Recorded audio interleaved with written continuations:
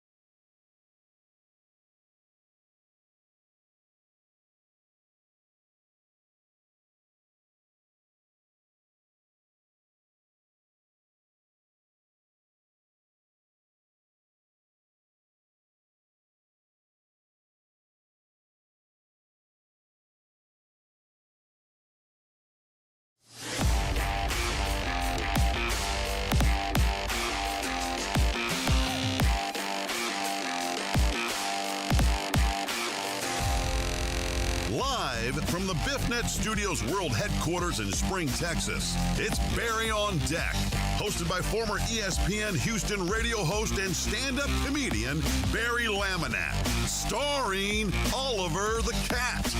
Written by Barry Laminack, produced by Barry Laminack, directed by, you guessed it, Barry Laminack. Featuring sports, entertainment, special guests, film sessions, and some drinking. Okay, a lot of drinking. Viewer discretion is advised. And now, here's your host, Barry Laminack. Ooh, what's up, you damn dirty deckheads? Welcome to Barry on Deck. Now, I am your host, Barry Laminack. What? Thank you, guys, for being here. Today is, shit, I don't even know, Wednesday. December 4th, 2024. And this is episode number 875 of the Barry on Deck. Welcome to the show. Welcome to the program. Hey, hello. Hi, how are you? Wow. It's been a hot ass minute since we've done this. Holy shit. Hope you're good. I missed you guys. I missed you a lot. What's up, Dandy Dan? Good to see you, buddy. Gosh, I missed you. I hope you're well. I hope you had a good Thanksgiving holiday. Hope you had a bunch of turkey, and dressing, and alcohol, and desserts, and alcohol, and maybe some delicious leftovers and some alcohol. And yeah, whatever it is that you chose to partake with, and alcohol. I spent the holidays in the great state of Missouri. I was up there in Missouri because Missouri loves company. Get it? Okay. Yeah, I was up there with my wife. Nora and I went up there. I had a gig in St. Louis for the weekend. Shout out to the St. Charles Funny Bone, not to be confused with St. Louis. They don't like it. They don't like it when you say, when you call St. Charles St. Louis. It's super weird. They get upset. To them, it's not the same. To the rest of it, it's really weird because we don't give a shit. I've tried to tell them that, but it's whatever. But nonetheless, it was the St. Louis area. So I just calling it St. Louis. They don't, but whatever. But yeah, man. A lot of fun. So I was going to be sad if I didn't get to spend the week with Nora, but she went with me. A rarity. My wife usually doesn't go with me on road trips. So she went with me. I got to spend the week with her, the weekend with her, a road trip with her, a comedy work road trip.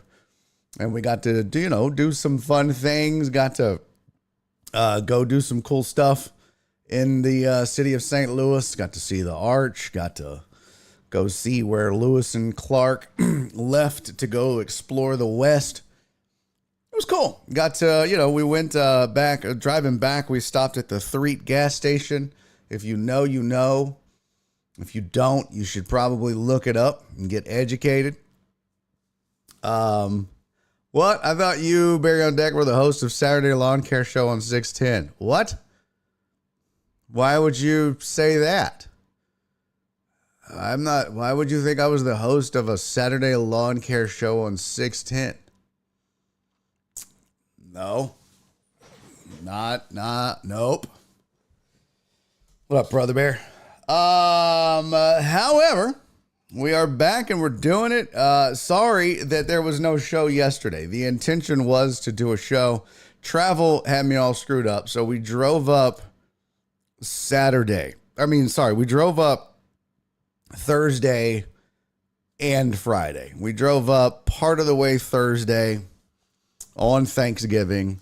A lot of people were like, they were like, well, did you have a nice Thanksgiving meal? No, we ate at a fucking Cracker Barrel. That's the meal we had. That was it. That's the meal we had, was a goddamn Cracker Barrel meal. That was it. When you're driving, when you're on the road, that's what you get. So that's what we had. But you know what? It didn't matter. We were together. We're not, we ain't picky. So, the only thing we had that would even remotely resemble a Thanksgiving dinner was I got some cornbread stuffing at the Cracker Barrel, which, by the way, Cracker Barrel, the most appropriately named restaurant in the history of restaurants. By far. The most appropriate. So, but yeah, no, that's what we did.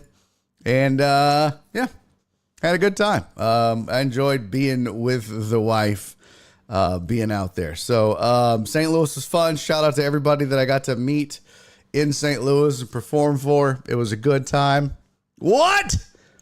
Jared Taylor's in fucking Disney World. You know it's not going good when that's how you say you're in Disney World. Hi from fucking Disney World. Not Disney World. It's hi from fucking Disney World. Well, I hope you're having a good time, Jared. I assure you it wasn't better than my trip to St. Louis. The reason? No kids. Brother Bear said Cracker Barrel was the ex-wife's favorite place for chicken and dumplings. Yeah, we did have some dumplings. They were pretty good. No match for Genia's mom's dumplings, though. I will say that. All right. Enough shenanigans and tomfoolery. By the way, sorry for my lateness on this show. We were going to start late. I wasn't getting here until like 2:20, but it ended up not starting until 2:40. The goddamn camera wasn't working. I don't know what's going on. I need one of them fuck them kid shirts for this trip. I apparently I have maxed out my USB connections for this computer because it just wouldn't accept the camera. I had to start unplugging shit in order for the camera to work. So it was a mess. And that's why we were later than normal.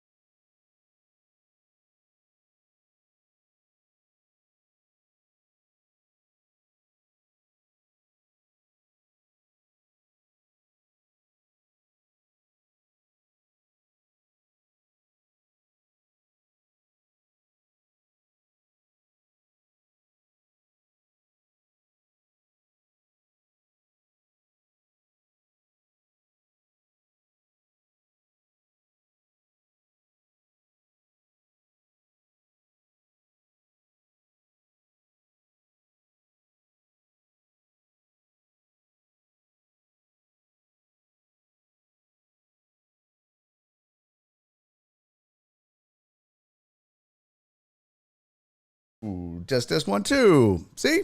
The shit just rebooted. Middle of the show. Just boop. Shit just rebooted. See what I mean? I'm literally in the middle of explaining how I'm having hardware issues. And it's partly why we started late. And fucking the shit just reboots. Hey, what up? Lisa's like, thought my headset died. No. Some bitch just reboots. Not like the whole thing, but yeah. And this is the same shit that was happening with my camera. But I don't know what's going on. I'm a little. I think I'm gonna have to get rid of this. I have like a KVM switch hooked up. I'm gonna get rid of some of this shit.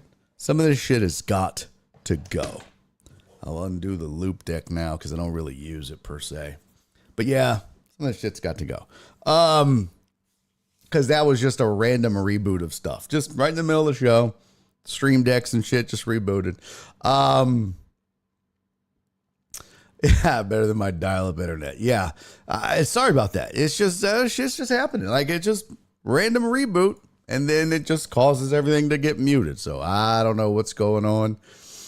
But yeah, enjoy Disney World, Jared, and yes, hashtag fuck them kids.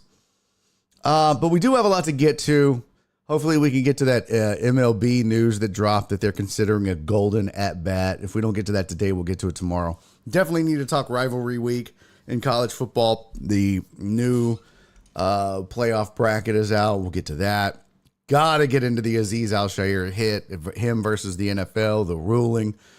Got a lot of football to talk about. We need to talk some Rockets, man. As much as you guys want to be Rockets deniers,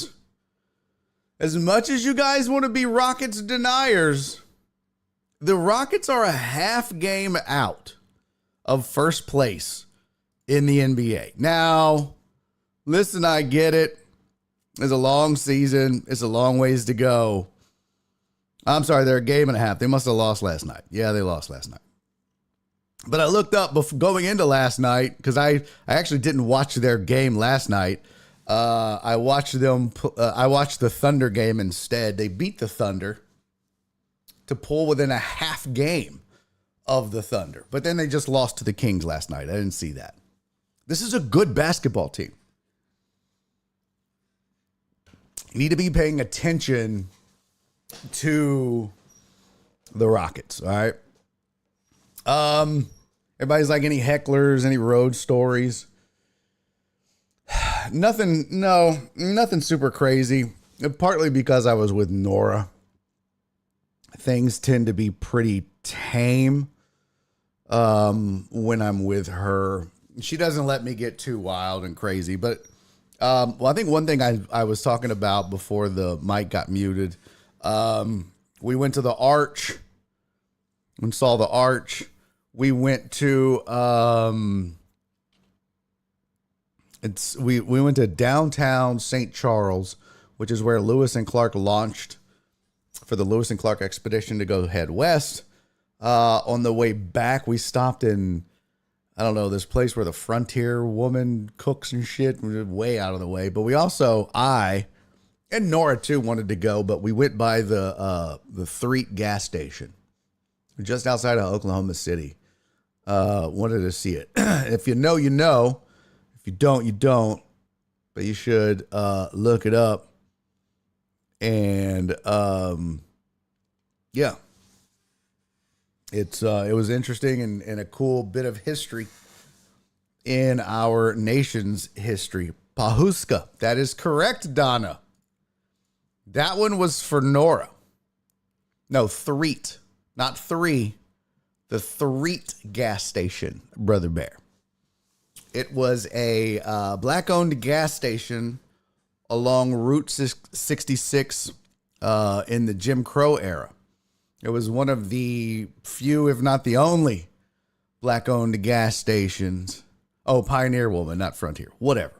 But it was one of the only black-owned gas stations in the era that allowed black travelers a place to stop, fill up,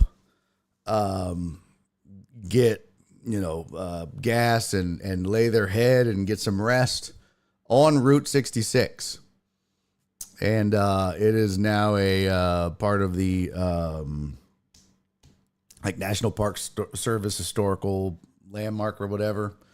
So, yeah, it is they used to have Negro League baseball games in the field behind it. And it was owned by the Threet family. And it was, it was also a haven at one point during the Tulsa race riots and the Tulsa, there was another Tulsa race incidents. I forget what it's called, but they were taking in black families during that time as well. So it's a significant site, a significant thing in this country's history on Route 66. A pretty cool, a cool road, but that in particular was something that a lot of people don't know about, but was something important in our history. So, yeah, we went and checked it out. It was something we both wanted to see, and we thought, well, we'll never get to see it again. So we drove over there and took the time out of the way to go do it. It was pretty cool. It's not, I mean, you can't go in. Just got the pictures, but got to take pictures of it and see it. They're actually restoring it and doing some cool stuff to it. So pretty cool. Lad is my fave. Who is Lad? I don't know who that is. But we went to the Pioneer Woman or whatever that shit is. Nora was all into that shit. I couldn't give a fuck less. But we ate there. We got shit at the bakery. She bought a bunch of shit. It was pretty dope. Black Sheep says, so can I ask what is on your face? Did you get into a fight with Romaine man or something? Roast is over, Black Sheep. The roast is over. Oh, Pioneer Woman's husband. Oh, gotcha. Yeah, the roast is over, Black Sheep. At this point, all bets are off. Don't start none. There won't be none. Listen, if you don't want to cry, I suggest you not go there. I think I'm keeping the beard for a while. I think I'm keeping the beard. I kind of like it. Nora's 50-50 with it. I'm just going to see what happens. I can see it starting to fill in a little bit. It does take time. They said to fill in some of the holes. So I was like, well, I've come this far. I might as well let it keep rolling out. So, and I know Black Sheep has a good beard. But just so you know, Black Sheep, no matter how long you let yours grow, you'll never be able to cover an entire asshole with facial hair. So it's not going to work. You can try as you might, but it won't work. Yeah, part of the Tulsa King series with Sylvester Stallone was filmed in Pawhuska. Oh, Black Wall Street Burning. No idea what that means. There's random shit being posted in the chat. I have no idea. Okay. So yeah, there's no, it was like a vacation slash work trip. So I spent a lot of time with Nora, which is a pretty tame. Oh, the one thing that was kind of cool, I will say this. So we went to this, I forget what it's called. We went downtown, not downtown, but we went to Old Town St. Charles, right? And they do this every year. This was their 50-year. Black Sheep said, I mean, I know that. Otherwise, I'd be total Dallas. Damn. By the way, thank you guys for the hype train. We hit level 2, you dirty bitches. Let's get it. That's crazy. And I know shit was chaotic when we started the show, so I apologize. Let me see what happened here. Keith Sager, resubscribe. Keith, thank you, sir. That is 34 months. Holy fuck shit, sir. Thank you. Good afternoon to you as well. B. Hannah, resubscribe for 26 months. Heartthrob with 269. I like He said, oh, happy day, Barry is back, and Oak State finally fired their worthless OC and DC today. Christmas came early. But Gundy gets a pass? Seems legit. Donna resubscribed for 31 months. Love you, my sweet, sweet Donna. The hype train had begun. Cece resubscribed for 30 months and said, allow me to reintroduce myself. My name is Hove. I had to get the V in or she would have slapped the shit out of me. But thank you guys for the hype train, man. 3 subs, 269 bits. The best. Yes. So we went to this, like, it was like an old town St. Charles thing. And again, this was back in the Lewis and Clark thing. And I posted a video, on my socials that I made. They had like the launching area and I made a silly video of, I called it Not Lewis and Clark History. And they had like this, statues of Lewis and Clark and their dog Seaman.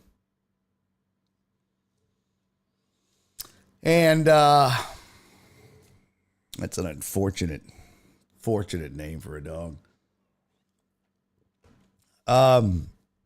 But you know, they have some cool, but like downtown, old town St. Charles, they do this every year around the holidays where they have like, it's a really cool looking, let me see if I can like make a slide for you. I you know, probably not. I'm just going to show. Oh, Black Wall Street Massacre was in Tulsa. Oh, no. So I was talking about, Perry, what I was talking about was the Threet gas station. They call it the Threet filling station. But the Threet filling station, which is now on the National Historic Preservation Society or whatever. But yeah, it talks about during Jim Crow era, Threet filling station provided a place for where black travelers limited by laws restricting travel and accommodations could stop, shop, and park for the night or just rest. Property in which the station was located was owned by the Threet family, a black family that engaged in multiple entrepreneurial avenues. Threet family estate also provided a safe haven for displaced blacks from the Tulsa race massacre in 1921. And so that's what I was mentioning there.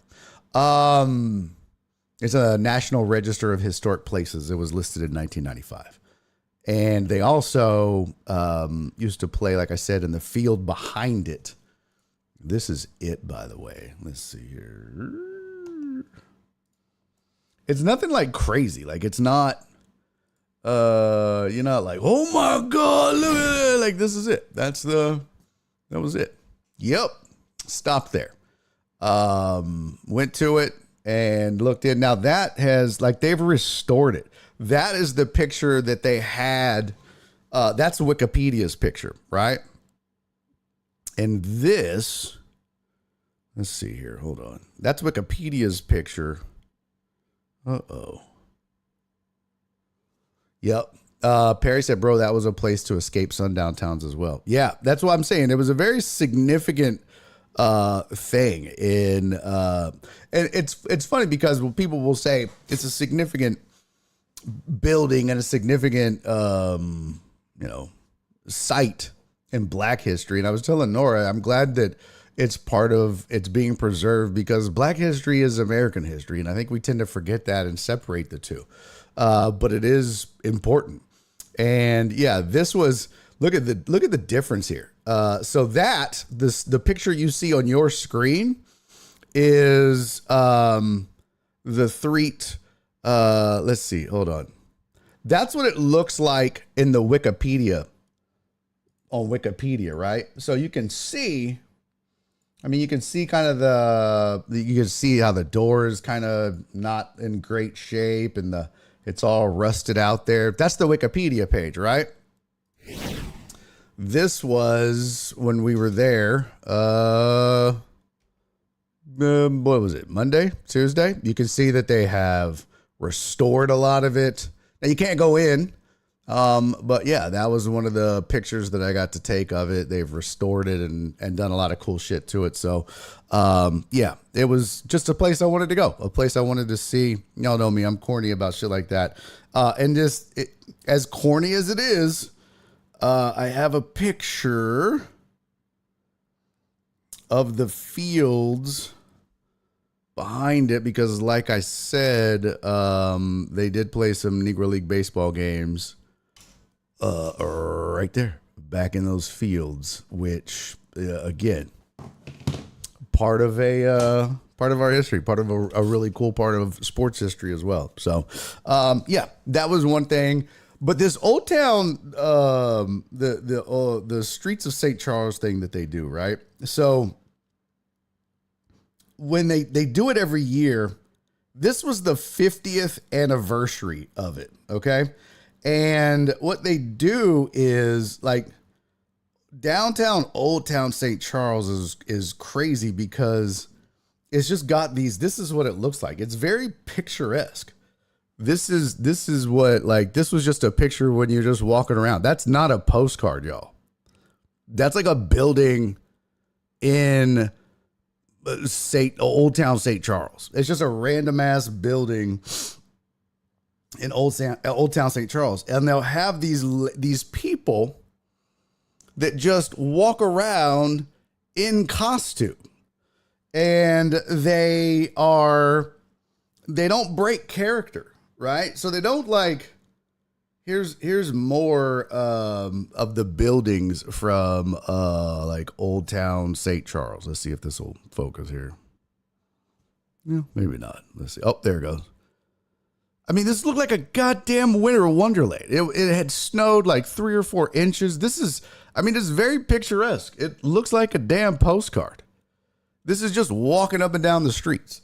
They had horse and buggies going up and down the streets like this, just random ass shit. It was pretty dope experience, and Nora was really into it, as you can imagine.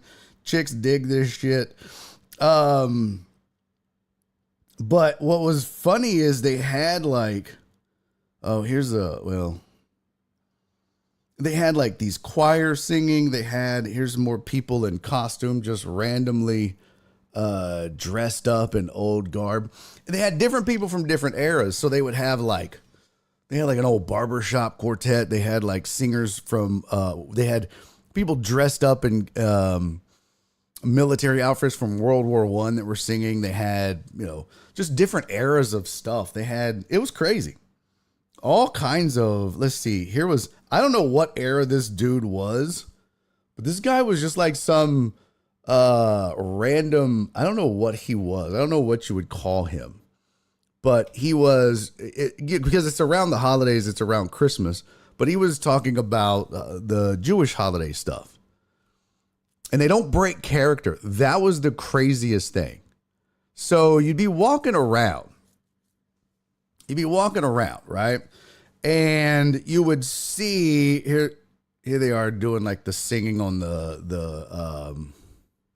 was pretty dope because it was like snowing while they were singing. And they were pretty good. You could see like this is all the different characters. But they that was the one thing. I forgot about this couple. Yeah. So I have to explain what this is. This is me on stage filming this couple. This is from the stage. She's like, stop it. Yeah. And then you'll see, I'll explain this in a second. She's like, oh my God. They were making out during my set.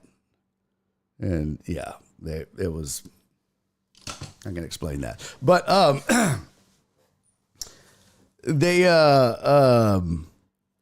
have these people that are in characters. Like they have like this one chick that was like, hello, would you like to learn about the summer solstice? And so they have all of these different, and I'm sure it's like people from like the local high school and college that are like drama students and shit like that. But they never break character, like ever, the entire time. And so you'll be like walking down the street, right? And there was these 3 guys dressed up like chimney sweeps. It's like these young kids, and they have like soot on their face, and they're carrying these old brooms, and they're in these old-timey garb. And they'll be walking down the middle of the street, and the streets are all like cobblestone streets. They're still like the original cobblestone streets. And you'll hear them, you're in earshot, but you'll hear them having a conversation. And they'll be talking amongst themselves in character, using their accents from the period or the era that they're from, talking about things from the period or era. So they won't be like, man, I'll be glad when this is fucking over because I'm hungry and ready to go home. Like these 3 dudes are walking down there like, hey, let's go find another chimney to sweep. Yeah, let's go before mom needs money for bread, you know? And it was just, there was nobody around them. They didn't have to do this. That was pretty cool because it was like you could almost like eavesdrop and hear it, but they didn't know you were listening. But I guess they kind of did, but it was pretty cool. It was a pretty cool little like experience, and you know, it was pretty dope. It was pretty fun. I actually didn't think I would like it, but then the more that we stayed and the more different people we saw and stuff, the more I ended up liking it. And the more I thought it was pretty cool. So good times. It was fun. So Mark said it reminds me of going to Tombstone. A lot of that there as well. Yeah. I've never been, but yeah, it's kind of one of those things where it was just like, yeah. What up, Captain Poe? Thank you for the 100 bits, sir. Yo, Barry, your beard got roasted pretty good last week. November is over. Do you plan on keeping it? I think I'm going to try it. I get it, it's ugly, but I think I'm going to like just let it grow for a while and just see if I can fill in some of these holes. Because I think that's part of it. You have to just let it keep growing. So fuck it. I'm in. I might just let it go to the end of the year and just see what happens. I mean, I'm going to keep it like kind of trimmed. But yeah, I'm going to hang on to it for a little while. So there we are. So yeah, I did forget. You guys were asking like, did I have any hecklers at the show or did anything crazy happen? There was this one couple just randomly making out during my show. And so I was like, look at this, guys. And they couldn't even hear. They were just... And so I just got my camera off my phone and I was going to film it, but my dumbass started in the middle of the crowd and then panned over instead of starting on them. So by the time I got to them, they stopped. And then I was like, ma'am, why is your hand on his dick? You couldn't hear it there. But then I was like, sir, do you have an erection? And so I'm going to make a video of it, of course, and put it online to embarrass the shit out of them. But yeah, that was about the weirdest thing that happened on stage. Of course, the crowds were not great because it's Thanksgiving week or weekend. But hey, small but mighty. We had a great time. Lots of fun. So, all right, we have shit to do. We have a lot of cool stuff to discuss. I do want to say right quick. We got 2 birthdays, by the way, that we didn't get to last week that we're going to get to this week as well. So stick around for that. I'm going to do some birthday shots as well. I'll have fantasy for you. We'll get into that. Rest assured. Real quick, I do want to say thank you to Sylvia on Thanksgiving, no less. So Sylvia still took the time to send in a Thankful Thursday. Of all the Thankful Thursdays, I am most thankful of the thankful of all thankful Thursdays. Sylvia, you're the best, sweetie. I appreciate you. Thank you so much for your $10 Thankful Thursday, your Thanksgiving Thankful Thursday. Of course, I appreciate you supporting the show, sweetie. And in the week, and the day after the roast of my face, when all the giving was going on, and gosh, I certainly didn't expect anything like that after asking you guys to donate and help raise money for a great cause. Sylvia, I certainly do appreciate you taking the time and the finances to continue to support the show. So I just wanted to say thank you for that. It didn't go unnoticed, and I certainly do appreciate you continuing to try to keep this show going by supporting it. Alex said Barry's comedy makes them feel some kind of way. Making out. I mean, I guess it gives people boners, I guess. I don't fuck if I know. It gets the people going. All right, so I do have an update for you guys on the roast of my face. Because what the heck diddly do? Hold on, folks. Sorry about this. We have a grand total. Okay, so we had the roast of my face on Wednesday or Tuesday. Yeah, we did it on Tuesday. There was no show on Wednesday, so Tuesday was technically our last show, and that's when we did the roast of my face. And I think when we were going off air, I told you we had raised a fantastical grand total of $755. And I also told you that we would probably get more than that. So I donated 150. You guys raised to 755. I kicked in another 150. That brought us to 905. And I told you that we would have some folks donating after the fact. And of course, that was the case. And so I have for you, ladies and gentlefish, a new grand total. I told you I felt confident that we would get to $1,000. When we left, we were at 905. And wouldn't you know, ladies and gentlemen, a new single day record. Yes! A new single day record for the roast of my face, ladies and gentlemen.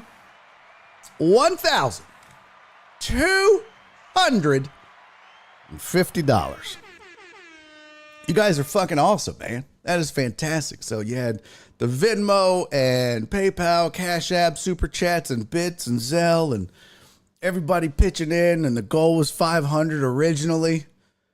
And for everybody that donated, I just want to say thank you from the bottom of my congested heart. And I mean that sincerely. Thank you so much for taking the time to donate. Jen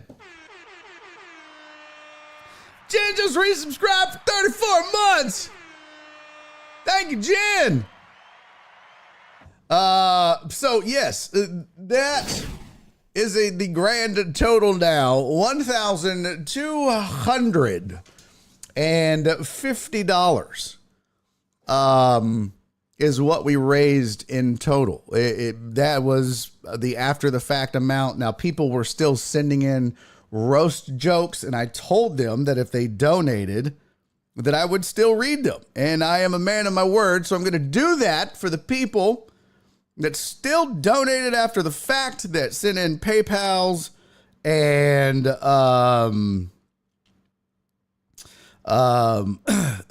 what's it called?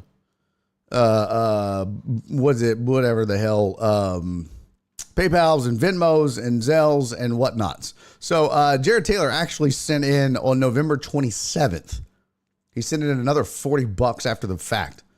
He said, #roast, safe travels over Thanksgiving. Don't get into any fights with biker gangs, because the only gang that beard represents is the bicycle gang. I was busy yesterday and didn't get to stick around. Here's the rest. I want to donate. I wanted to donate. Thanks for all you do, Barry. Happy and have a happy Thanksgiving on the road. Love you, Jared Taylor. I know you're not here because you're hanging out with them funky ass kids in Disney World, but I appreciate that, man. Thank you so much. That was on PayPal. Also, on Cash App, we had, ladies and gentlemen, a Charles Garza sighting. Yes, Charles Garza pitched in another $10 on Cash App. No roast joke. Charles Garza showed up and showed out. So I just wanted to acknowledge and say thank you to Charles Garza. Much appreciated, homie, for contributing to the roast of my face. He was in on that. And of course, there were still people getting in on the act on Venmo, and I have those as well. And I shall read those as well. Christopher Hart actually pitched in on a party. Yes, he did. Christopher Hart donated as well. Christopher Hart was one of the first to step up post-roast when I put the call out for extra donations. Christopher Hart donated $50 and said, your face looks like you have pubic hair that goes abnormally high up the base of your wiener. Boom, roasted. Well done, Christopher Hart. So Christopher donated $50. Thank you for that, buddy. Certainly do appreciate it. Patrick Bierschwal, my buddy Patrick Bierschwal, he's an MMA fighter. And he donated another $50. No roast jokes. He just donated for the cause. So much love to Patrick Bierschwal. He actually owns a bison ranch. He owns a bison ranch out in Katy, Katera Exotics. And it's got some actually really good bison meat. And I've actually had their bison burgers, Katerra, Katera Exotic. So if you're ever in the mood for some really good bison meat, if you like to eat lean and healthy, I just put their link in the chat. Go hit up my boy Patrick Bierschwal.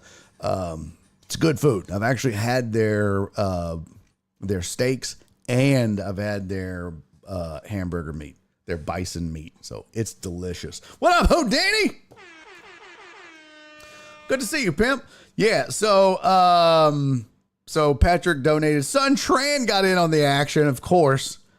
He donated his roast jokes. He sent in, Sun sent in $10, so he got 2 roast jokes.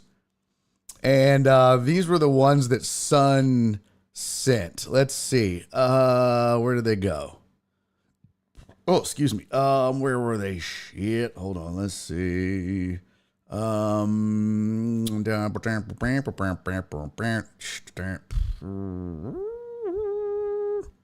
we go.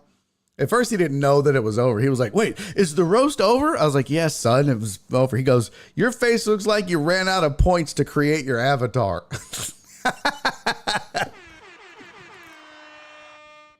That was one of his roast jokes. And his other one was, you look like you were the saddest guy when Pornhub was banned from Texas.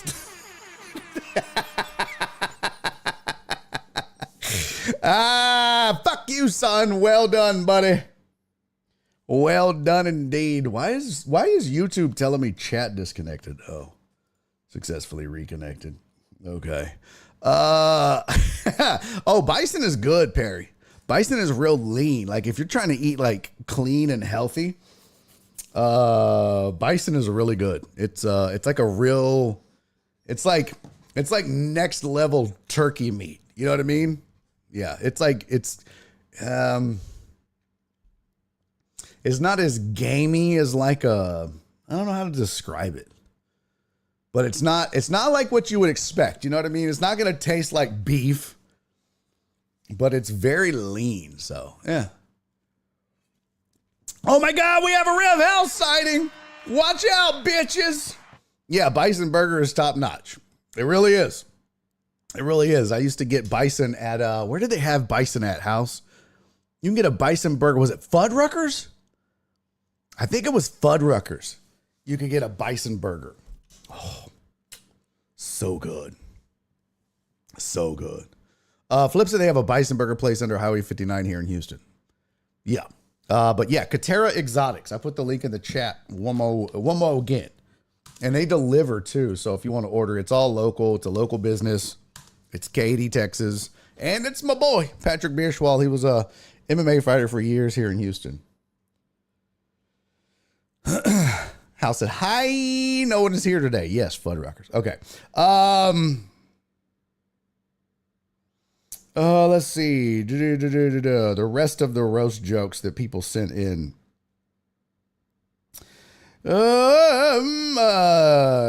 Chatty Mouse, Christina, she donated. So, I buy bison meat at HEB. Oh, nice, Nate. You should try, if you like bison meat, you should try the Katera Exotics that I just posted. It's literally straight off the farm. I mean, like, look, check it out. I'll show you. This is like a lot of people are like, oh, it's like, no, like the dude literally fucking posts pictures of him on the farm. Like it's not just like, what the hell was that noise?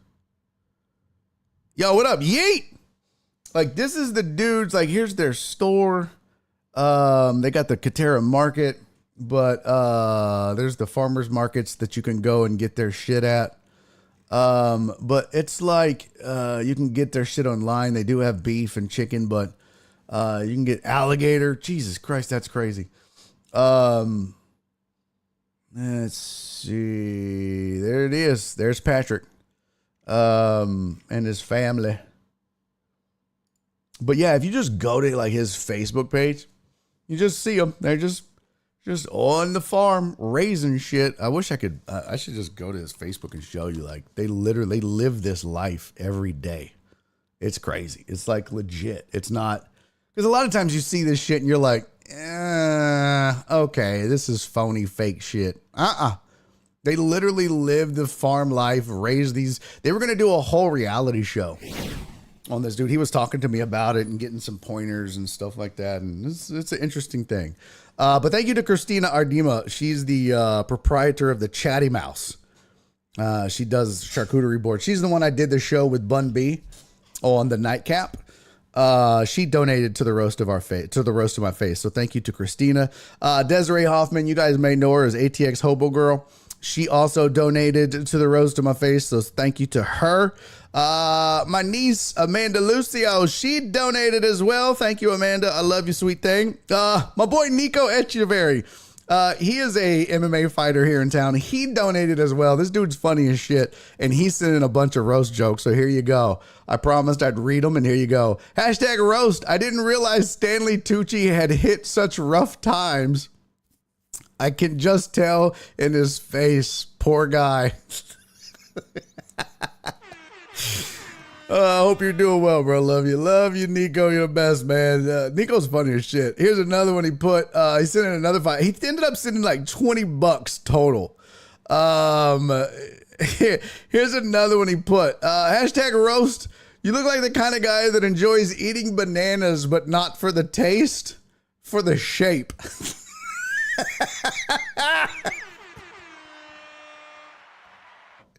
He said, I know I keep saying I need to come see you before, but I mean, man, I miss you, bro.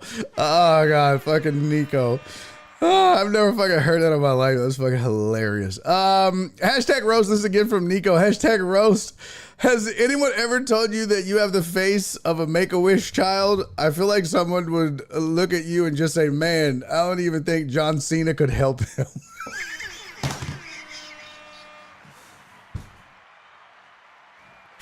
That is fucking fantastic, Nico. I told y'all, man, Nico's fucking hilarious, and he'll beat the absolute shit out of you. That dude is a beast, man. Nico's funny as shit. Nico, thank you, buddy. Much love to you. That's funny as fuck. Oh, God, I'm gonna just read all of these. Oh, my God. Love you, pimp. All right, that's some funny shit. Let's see, who else do I have on here? Let's see. Tammy Sonier, she donated as well. She said roast jokes. Total Dallas donated 5 more on the 27th, 1 more for Facebook. And that took care of Venmo. So thank you, Total Dallas, for still getting in on it. And then the last one was from Zell. And these came in after the fact as well. My buddy J-Ro. Y'all remember J-Ro, my barber, whom I can't go to anymore because, sorry, I got to log in with my Face app, with my bank. Yeah, my buddy J-Ro. Times are tough. Can't afford an edge up in this bitch. Let's see. J-Ro sent in $10. And let's see. Damn it. How do you get to the Zelle on this stupid ass app? There we go. Zelle transactions. Activity. Oh, history. Here we go. But yeah, J-Ro sent in $10. That was on the 26th. And he said, hope you reach your goal, my brother. I appreciate you, J-Ro. Jenny's mom sent in $2. She said, a face only a mother could love. And then she sent in, I actually love that face. And then finally, my boy, Marcellus Davis. He and I went to high school together. One of my dear friends, who's also my financial advisor. And this is not his roast joke, but he once told me, I advise you to get a job. You're broke. No, I'm just kidding. But he's, oh boy, it's thunder and lightning. Shit, we may not make 5 o'clock. Y'all know how Centerpoint is. But he said, I was taught you don't kick a man when he's down, but you out here looking like MC Search, giving him the gas face. Hashtag roast to my face. Much love, Marcellus. I appreciate you, homie. Thank you for donating $100 to the roast of my face. So, ladies and gentlemen, just to remind you one more time, that was catching up on everybody's donations. Hey, what up, Red Hope? Good to see you, man. KC refs versus the NFL. Just to remind you, that puts us at a grand total of $1,250. We did 905 of that in under 3 hours. You guys did. And in just under 24 hours, we raised $1,250 for the roast of my face. Yeah, I just started ringing here at 45. So, that's that. Well, I say that's that. I wish that was that. Ladies and gentlemen, that's not that. That's not that at all. Because, as you know, last year, we raised $2,000 for the roast of my face that we donated to Camp Hope. We raised $1,000 on the show. I think we ended up getting to like, I don't know, 7 something or somewhere close. And Jen donated. What up, Jeff? Jen donated and I donated, and we ended up getting us to 1,000. And then Maddie T, the owner of Safety RX, reached out. And Maddie has been down with Barry on deck. He's a deckhead. He is a member of the Patreon. He is a supporter of the show. He is a suspect, or was a suspect. He loves everything about this show and us and all of it. What was that? Yo, Ken Pope!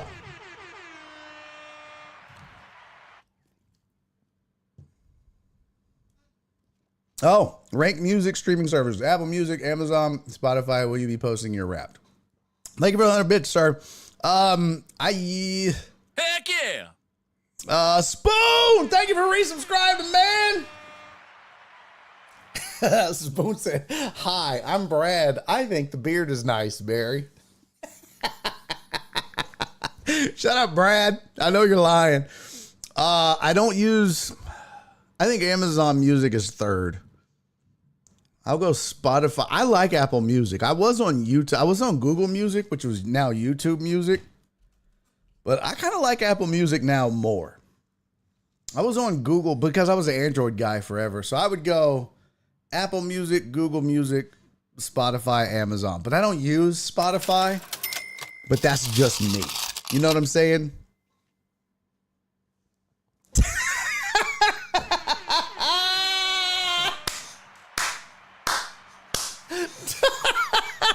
Total Dallas, that's fucking hilarious, bro. Total Dallas, thank you for the 5 minutes. He said, it's funny we exceeded a goal amount of beard that will never reach its goal. Fuck. Where was that last week, Total Dallas?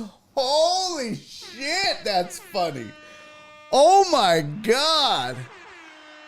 Total Dallas, that might have won best roast joke if you'd have sent that last week. Fuck, that's funny. Jesus Christ.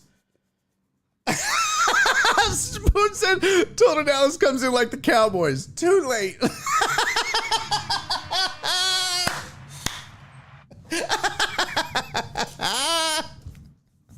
Oh my God, that's so funny. Yeah, dude, I really like Apple Music. I like that they have like the lyrics and I dig it. Yeah, I dig it. And no, I won't be releasing my Wrapped. I mean, I listen to a lot of chick songs. You don't care about that. So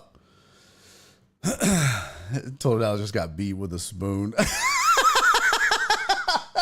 Y'all are killing it today, man. Okay, focus, people. Focus. So last year we did better.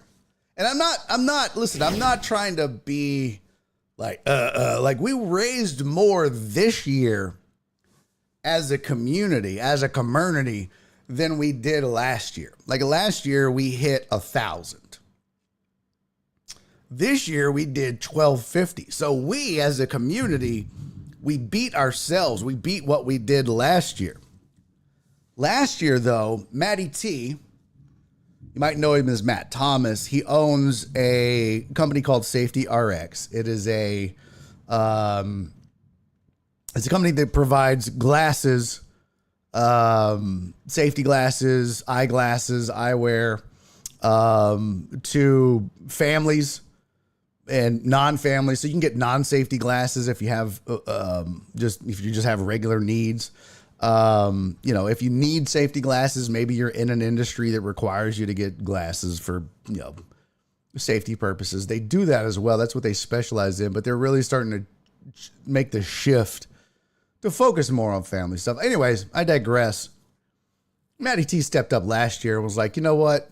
I love what the deckheads do. I love being a deckhead. I love Camp Hope. I love all of it. I'm going to match the 1,000 that y'all did. So we were able to donate $2,000 last year to Camp Hope. But you know what? I am by no means disappointed in the fact that we are donating by ourselves $1,250. We did that. $1,250 all by ourselves in about 3 hours. Less than 3 hours. That we're going to get to donate to Camp Hope, an organization that just does fantastic things. Just amazing things. So I just wanted to say, man, thank you again. Congratulations to all the deckheads. Thank you for participating in the 5th annual Roast of My Face. Thank you for doing it. And also, thank you to Matty T for stepping up once again. Yes! Let's fucking go! What? Come on! You guys, he did it again. He did it again. Get the fuck out of here, y'all. Get the fuck out of here. Y'all, Matty T did it again. He heard me talk about it, I guess. I don't know. He missed it. He said he was busy. But fucking Matty T in the clutch once again came through, hit me up, and said, yo, forget that, dog. I want to match it once again. I'll be damned if I just let this go. I'm going to match what the deckheads raised. I'm a deckhead. This is what we do. Let's do it. How much did you raise? I'm going to match it. And I was like, you sure? He's like, I'm damn sure. And he told me a story about his dad and how his dad was in Vietnam and he understands the value of Camp Hope. And he's, Matty T's in, man. Matty T believes in this thing. He believes in what we do. He believes in Camp Hope. He sees the benefits of it. And he's good people. He's just a good dude. And he gets what we're doing. And he wants to help. And I really appreciate him stepping up in such a huge way. Just a fucking huge way. And it wasn't one of those things where he was like, I'll match up to. No. He didn't know what the total was. In fact, I can show you the email where he was like, I want to match whatever the deck heads raise. Just send me the total. He didn't know what it was. It could have been 2,000. He didn't know. He just knew he wanted to match it. So that means, ladies and gentlemen, that you and I and everyone in this community and everyone that supports this show and what we do in this community and me, and we just raised $2,500 for Camp Hope, a fantastic organization doing great things for members of our military, former members of our military that suffer from PTSD, right here in the city of Houston, right here. This stays local. This goes to veterans in our community to help them deal with PTSD. And I couldn't be more proud of this. And I'll be honest, I told you guys, I was nervous. It's Thanksgiving week. How are we going to top what we did last year? How are we going to, beat this? Overall numbers have been down slightly, but also it's Thanksgiving week. Nobody's here. And then you guys fucking stepped up and raised more money than you ever had. And then Matty T steps up. And I don't know why I ever doubt you guys. It's in my nature. I'm just a pessimist when it comes to myself. But I don't know why I'm ever a pessimist when it comes to you guys. You guys are fucking amazing. So I just want to say congratulations to you guys. You guys continue to amaze me and astound me. And I just couldn't be more proud to be a part of all of this. And I love you guys. Thank you guys. And I'll let you know when I get out to Camp Hope. Hopefully it'll be here soon. I've got a ton of gigs coming up though, but I'm hoping to get out to Camp Hope before the end of the year and get this money to them and get it donated and in their hands so that they can immediately start using it. And just so you know, Matty T's been on my ass. We talked last week before I left for St. Louis, and he was like, I want to donate. I want to do this. And he's been on me. How much do I owe? How do I get this money? Come on, man. Shit. Come on, Barry. Come on. And it's my fault that I haven't got back to him. But that's what he will be donating is $1,250. He's like, send me your Zelle info, bro. And it's on the way. Send me your Zelle info and a total, and it's done. So Keith Sager said, yo, we have a deckhead that has a Safety RX prescription business. Yes, it is called Safety RX. Here, let me, so they are actually revamping the website because I asked him about that. I was like, what do you guys like? What is your area of focus, or if I could pass along any information to the deckheads about what you do?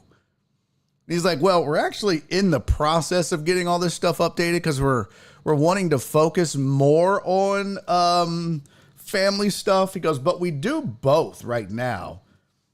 So Keith, there's the link to their website, but I would encourage you guys, listen, man, the whole reason that this show exists is because, let's be honest, I just didn't have enough sponsors on the radio. I didn't have sponsors on the usual suspects. And so during COVID, they were like, bro, we love you. The show is great. Obviously, it was great. Our ratings were some of the best in the city. But money talks, and sponsors are money. And so I just want to say something that is really, really important. And I mean this. I mean this so much. If you do have a need for glasses, if you do have a need for safety glasses, if you have, because they do all kinds of stuff, man. It's not just glasses. He told me, I was like, what's been going on, bro? And he was like, dude, we just dumped, you would not even believe how much money we just dumped into the business We're doing anti-reflective coating. Where was it? He said, let's see, where was it? They're doing, here it goes. He said, unfortunately, I've been missing your shows because I'm bringing in new machinery to produce anti-reflective coating, anti-fog coating, and blue light filtering for our glasses. And so he's got to go through all kind of ISO certifications and medically graded rooms. And he's been doing that for 4 months. They had to pour new slabs, adding onto their buildings, adding new HVAC, electrical, flooring, walls, medical, ceiling tiles, all kinds of shit. And so he's like, that's their focus, is growth and quality and stuff like that.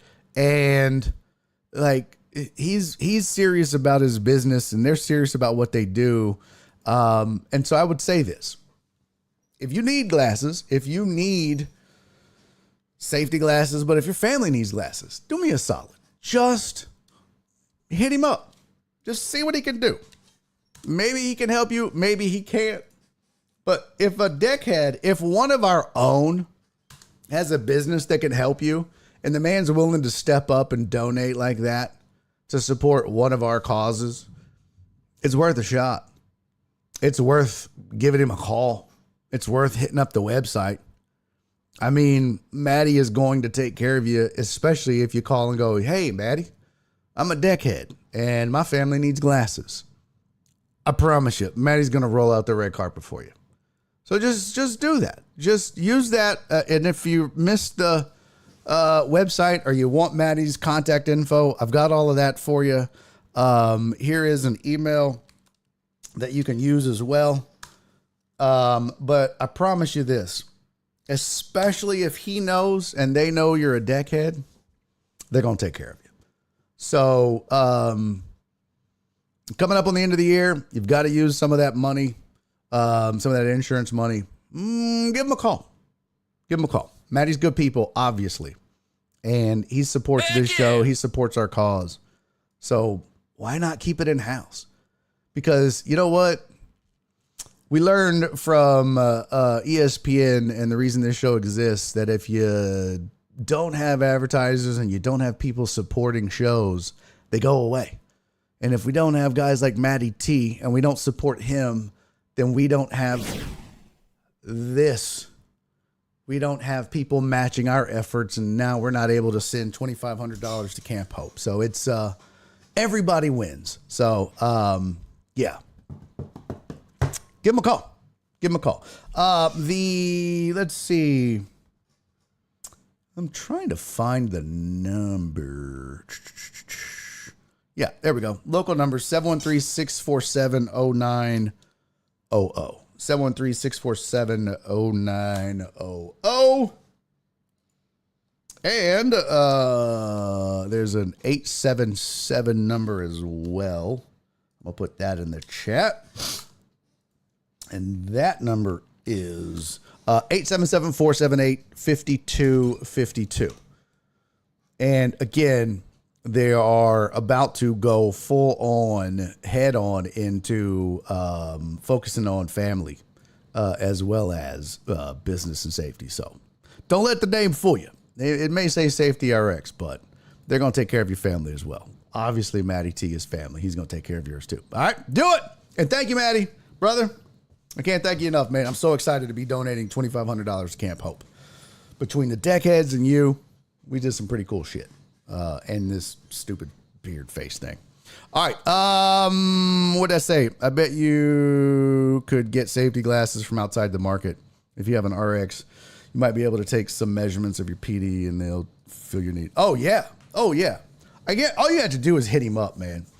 And again, I mean, he's probably in the damn Discord. He's a deckhead. Look, I could get you in front of Maddie. If you need the glasses, let me know. And I will put you in contact with Maddie, and he will get you taken care of. This I am for sure. All right. Oh, nice. Keith said, perfect. My job has employees that need these. Oh, Keith, bro, let's chat. I am going to put you in contact with Maddie. Let's make it happen, bro.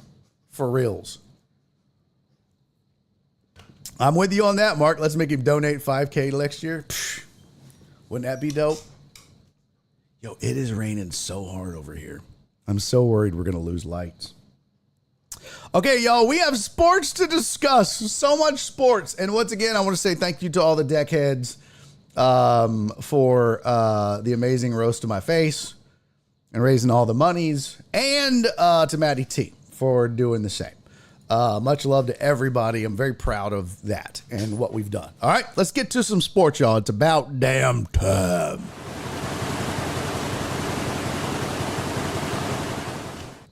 All right, here's sports headlines for the day. Starting off on a somber note.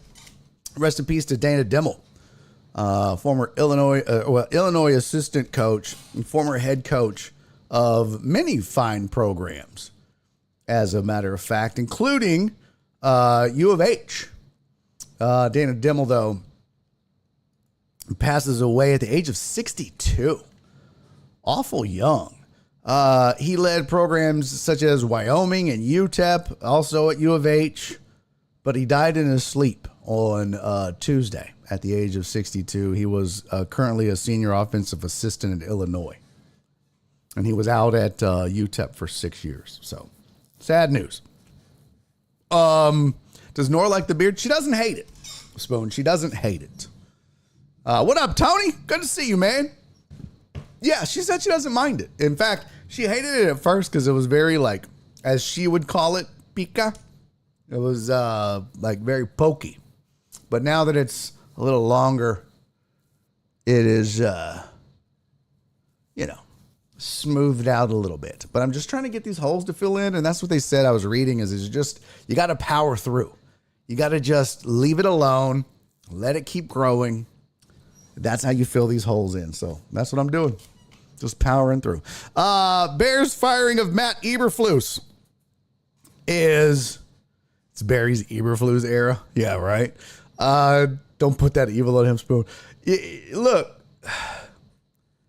the Bears fired Eberflus, and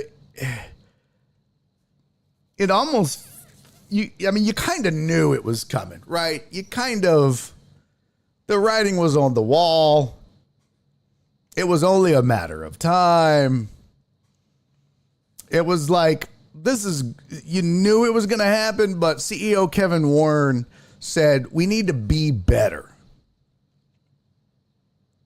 We need to be better. Well, no shit. Thanks for the breaking news and insight, Mr. Warren. Let me pull up Eberflus's info. Eberflus.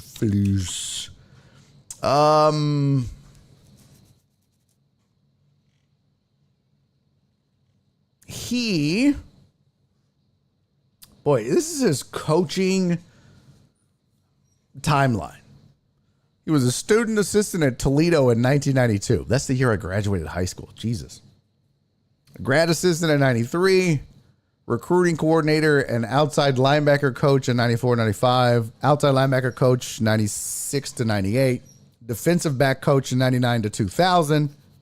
He's a defensive coordinator and associate head coach at Missouri from 2001 to 2008.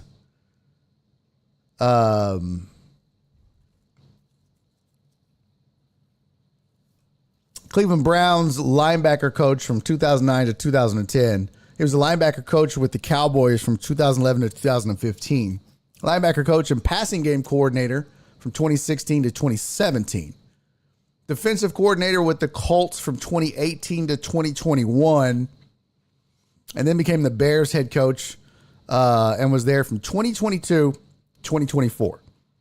His record while with the Bears, 14-32. Yikes. I think part of the problem, though,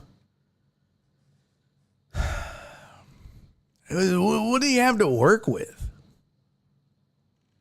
Right? Like, I mean, what was his...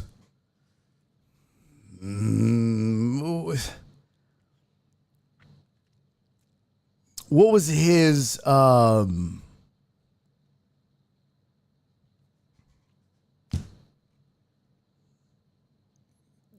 team. Like, you know, so the guy is a defensive minded coach, right? The Bears' problem was never defense. It kind of reminds me a little bit of Robert Saleh in New York. The Bears' problem was really never defense.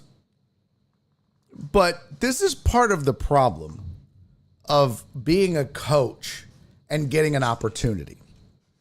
When you're a coach, you're rarely going to get a job on a good team. You're rarely going to take over in a great situation. It's usually going to be on a shitty team with no talent. That's usually the case. That's why there's an opening. Now, some may be better than others. You know, some might just be a player or two away, a quarterback or two away. I mean, in the case of the Texans, for example, you had some talent, but you had at least draft capital and a GM that made good decisions.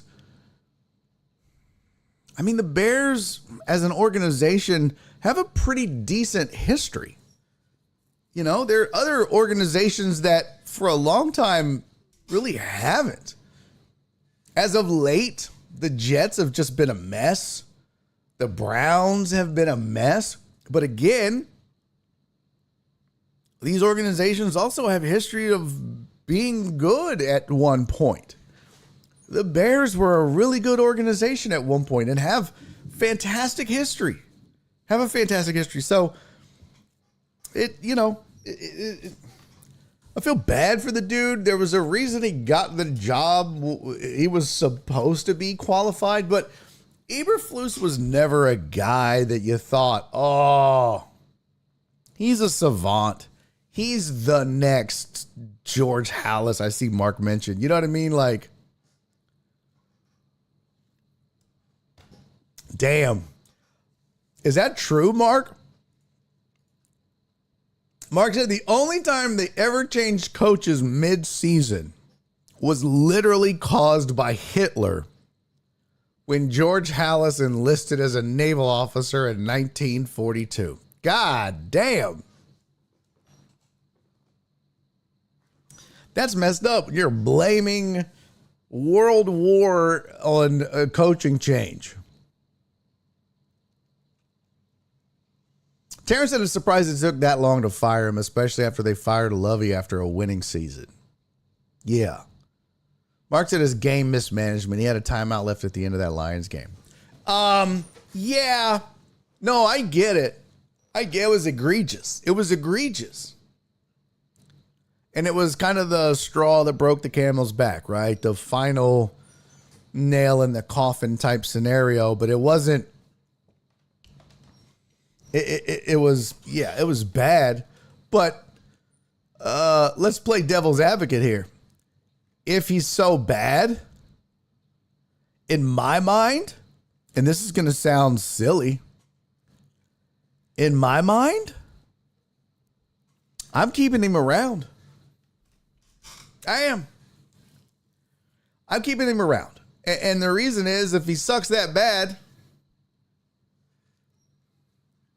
keep losing. What's the point in winning now? There's really nothing. They're 4-8. All you're going to do now is just cost yourself some spots in the draft. Might as well just keep eating shit. What's the point? You can fire him at the end of the season. Now, I don't know what his contract looked like or how many years he had left. Let's see. That's weird. This is what it says on Wikipedia in his personal life. Eberflus is a Christian. Eberflus and his wife Kelly have 2 daughters. Okay. Assistant coach of the year in 2018.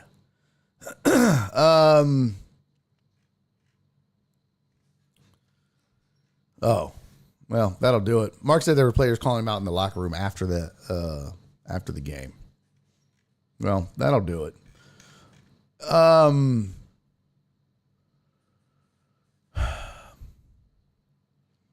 So I will say this.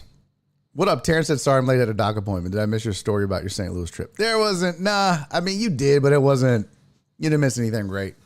It wasn't, sometimes there's just not great stories. Sometimes nothing great happens. But I'm not going to come on here and just make shit up for you guys. That I would never do that to you. I'm always going to be honest. What up, Cisco? Cisco said hi again. Sorry I missed most of the show. No, sir. No, sir. Do not be sorry.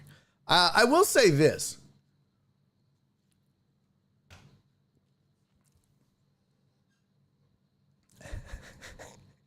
His real name is Clarence, and Clarence lives at home with his parents, and Clarence's parents have a real good marriage. That's how the Wikipedia sounds. Here's the thing, though. And this is what I got from it. And maybe this was just, I saw it wrong or I didn't, correct me if I'm wrong, Mark. You're the resident Bears fan. We have maybe one or two more here. But wasn't it Caleb that kind of fucked that game up? I mean, if I'm not mistaken, wasn't it Caleb that fucked that game up? Because he's the one that audibled at the end of the game that got him out of the play and was like, they sent in a play, and instead of running the play that he was supposed to run at the time he was supposed to run it, which would have allowed them to get the playoff and still get a timeout and still kick a field goal, Caleb was the one that was at the line, looked around, changed the play, which cost them some time to get reset, get everything restructured, and then ran the play. And then by the time that happened, it was over. That's not his fault. Now, could he have been like, yo, what the fuck? Timeout. Yes, but then if he does that, there's no timeout to kick the field goal. So you're kind of relying on and hoping that your quarterback at this point with, 11 and almost 12 full games under his belt knows what the fuck he's doing and is going to leave himself at least 1 to 2 seconds on the clock so that you can call the timeout to kick the field goal. Because you're kind of fucked if you call the timeout, because now you've only got 2 choices: out routes, end zones, and that's it. So you had a play call. Your rookie quarterback decided he was going out on his own, and maybe you gave him the rope to do that. Maybe you said, hey, listen, bro, it's your offense. I trust you. I believe in you, Caleb. I believe in you. Do what you need to do, man. If you see the right play, if you think you got to do it. And maybe that's a fuck up. Maybe you shouldn't be that way. But and Mark says, well, Caleb took responsibility for it, but I don't think as a head coach, you let your rookie make that call. But again, if you call a timeout, you're fucked. Now the defense knows, okay, they can't run a play over the middle. Now we've taken out 2/3 of the field. These is going to be out routes and end zones, and that's it. Now you become I won't say a one-dimensional offense, but now it becomes much more difficult to score. Now you do have the advantage of going over there and saying, all right, Caleb, no audibles. The play's the play. Here's if they line up in this formation on defense, or if you see this is the alternate play. All right. And if they don't, this is the kill. Otherwise, run the fucking play. And folks, if the play is over the middle, everybody gets set and spike the ball. But this is it. This is it. And you don't run deep routes over the middle. Anything that's over the middle is a shallow cross so that everybody can get to the line and get set, spike the ball, and get the field goal off in time. That's it. So I do agree with, you could have called a timeout, but I could see the thinking of, if I burn this fucking timeout with this rookie and he throws some shit deep over the middle, we're fucked. So now I just got to hope that this kid completes the pass, I mean, he's just probably going, Jesus, just snap it, oh, fuck. Let's be honest, folks. Let's be honest. Look me in my cold, dead eyes. He wanted to be fired. He hated that fucking job. Eberflus didn't want to be there. He didn't want to coach the Bears. He hated that fucking job. Everybody's had a job where they were like, I don't want to be here. I hate this fucking job. I'm just trying to get fired. That was Eberflus. I guarantee you he wanted out. He was like, I'm so sick of this shit. I'm sick of this goddamn weather.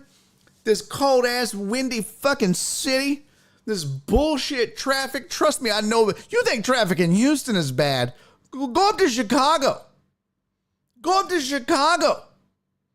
Bro, I was performing up there last year around this time, as a matter of fact, I think. Fuck that. We were 12 minutes, maybe, what should have been. We were like 2 miles. Our hotel was 2 miles from the venue. And it took us 17 hours. I mean, I might be exaggerating a little bit. It took forever. Holy fuck, it took forever to get there. It was awful. Awful. I guarantee you, Eberflus was like, I hate this goddamn dirty ass town. These dirty bitches. This fucking windy as snow ass bullshit lake effect. Fucking cold wind. Goddamn nasty dirty hot dogs. These. Bro, Chicago people are ugly as fuck.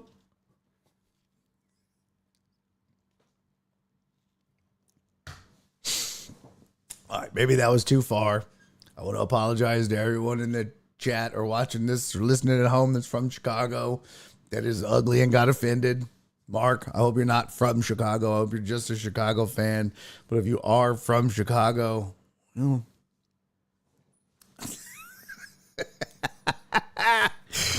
Perry said, yeah, Chicago traffic makes Houston seem light. Yeah. Mark's like, yo, what the fuck? I was waiting for Mark. Mark's just sitting back. Bro, we saw your face the other day during the roast. We saw it, Mark. We saw it. Mark, your face looks like you played hockey, but you didn't. Mark's like, whoa. The roast is over, Laminack. Well, I didn't get to fire off, so. Mark's got resting hockey face.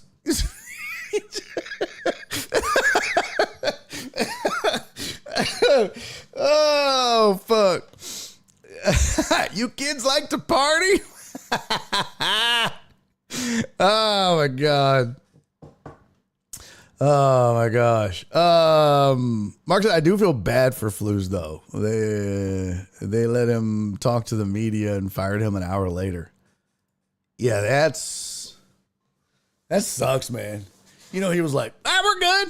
We're good. Everybody's all right. We're going to be okay. We're going to turn this around. We still got time, baby. We still got time. We're not eliminated yet. Mathematically, we're still alive. I believe in us. I believe in us. I believe in this team. I believe in me. He's like, what do we got? 12 games? It's a 17-game season. We got 5 games, 9-8. 9-8 could get us in the playoffs, baby. I believe. We win out. We're in. Yes, I believe it. Oh, fellas, hold on. I'll be right back. I'm getting my pager's going off. I still feel like the Bears give their coaching staff pagers. Beep, beep, beep, beep, beep. Sorry, y'all. My pager's going off. I'll be right back. You wanted to see me, Mr. Hallis? You're fired! Fuck. He goes back out. The reporters are like, okay, can we finish? Fuck y'all. I'm fired. Man, the Bears were 4-8.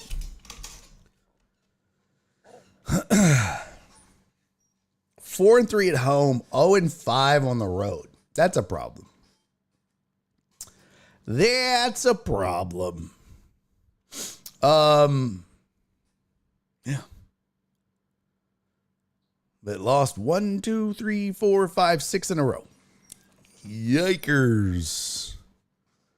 Let's see. I don't know. I drove in LA, Las Vegas, Houston, Dallas, and Chicago, and Houston was the worst. Heck yeah! Baby Dubs! They paged him 911. Baby Dubs, homie, thank you for resubscribing for 32 months, my friend. We were 4-2 and lost 6 straight. Yep.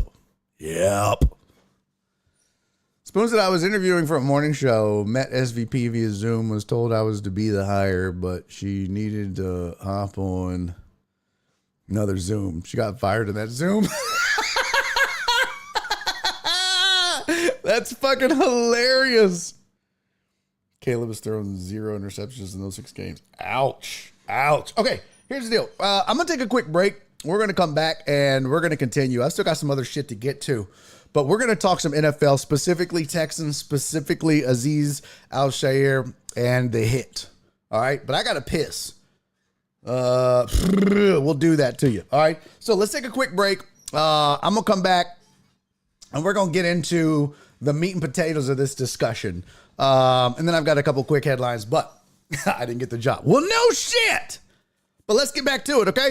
All right. So some NFL Week 13, some Azeez Al-Shaair versus the NFL, and if we have time, some rivalry week and MLB Golden AB. If not, we'll do that tomorrow, okay? All right. This is Barry on Deck. I'm your host, Barry Laminack. Stick around. We'll be right back right after this. Don't go anywhere, bitches.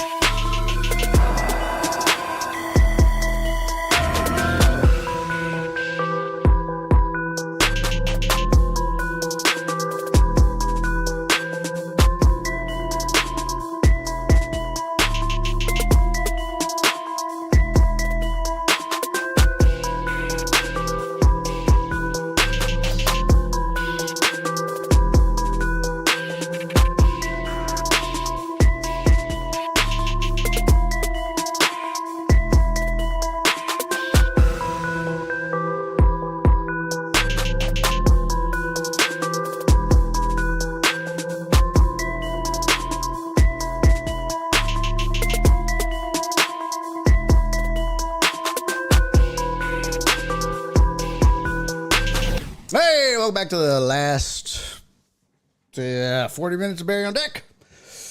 I'm your host, Barry Laminack. Thank you guys for sticking around to the break. Those of you today, whatever the fuck. Hey, we got birthdays. We missed because I was gone. We had 2 birthdays that we have to get to. Not one, ladies and gents. Not one. I can't do the Jameson today. I wasn't feeling good. I was kind of bleh. It's gonna make me throw up. I ain't gonna lie. Just the smell of it almost made me throw up just now.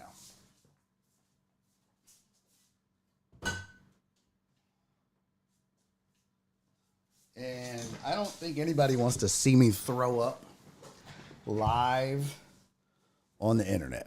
So how about we just get some good old fashioned Fireball so that daddy doesn't get sick everywhere. And we get our shot glasses.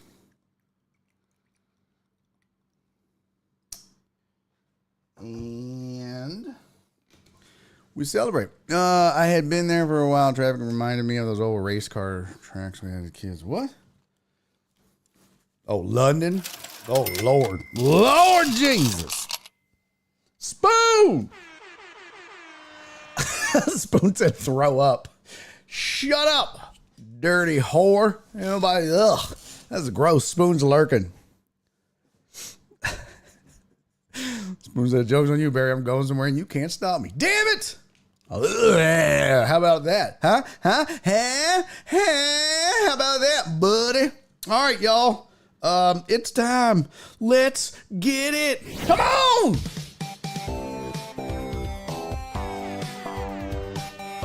Yeah, baby. Yo, I hate we missed it because my girl Sylvia, she deserved the best birthday wishes on her birthday ever. But damn it, we missed it. Damn it, I wasn't here. Dadgummit. But I hope she knows I love her. I hope. And I hope, damn it, I hope it was a great day. Sylvia was born December 1st. She's 21 years old this year, y'all. I love it. 21 years young. I'm gonna tell you right now, few people are sweeter, kinder, and more generous than Miss Sylvia. She has. When you talk about stepping up, when you talk about not just for me, but when there's the, hey, this deckhead is in need. Hey, this person passed away. We want to do the. Sylvia is always there, always helping out this community, people in need.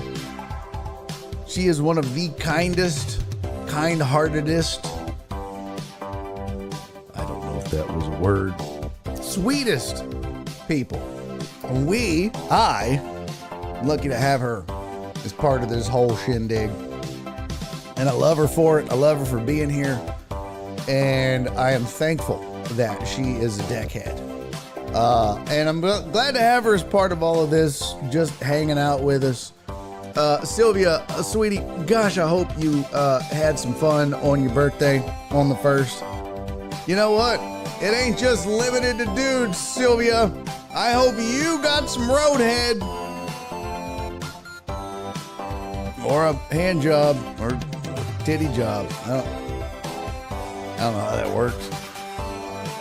I don't know. But I hope it was great. And I love you. Thank you for being here. You're the best. I hope it was fantastic, sweetie. Thank you so much.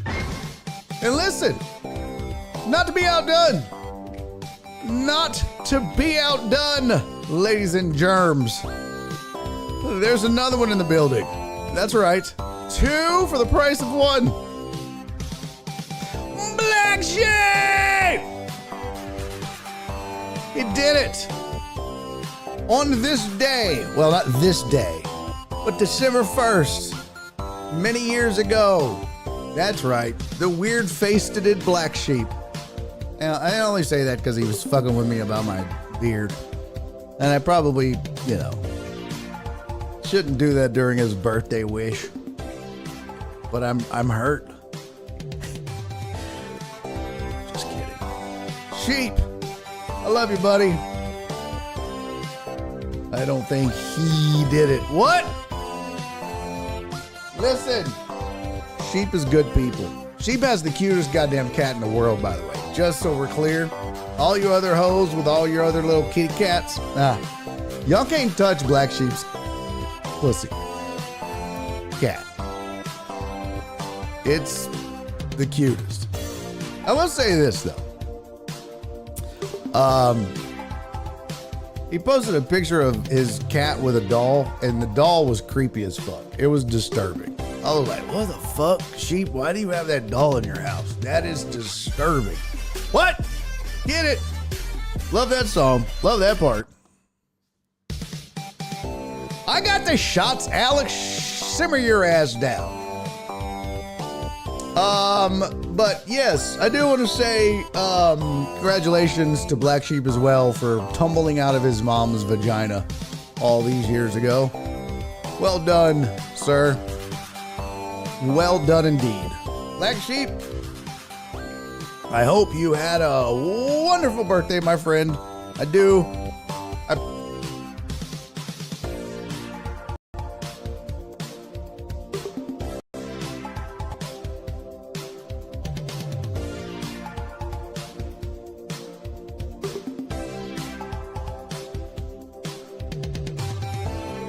God damn it, it just went blank.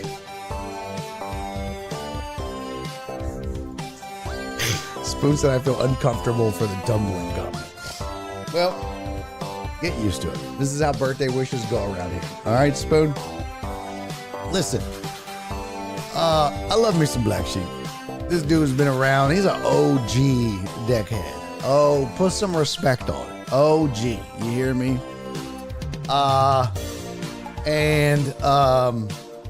Sheep used to play Call of Duty with us. That's how old school Sheep is.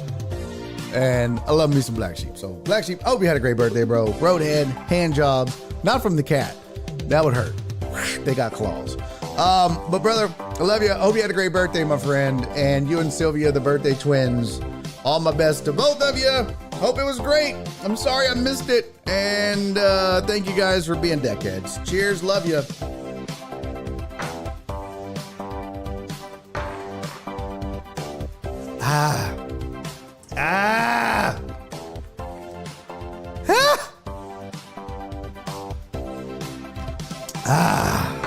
Much better.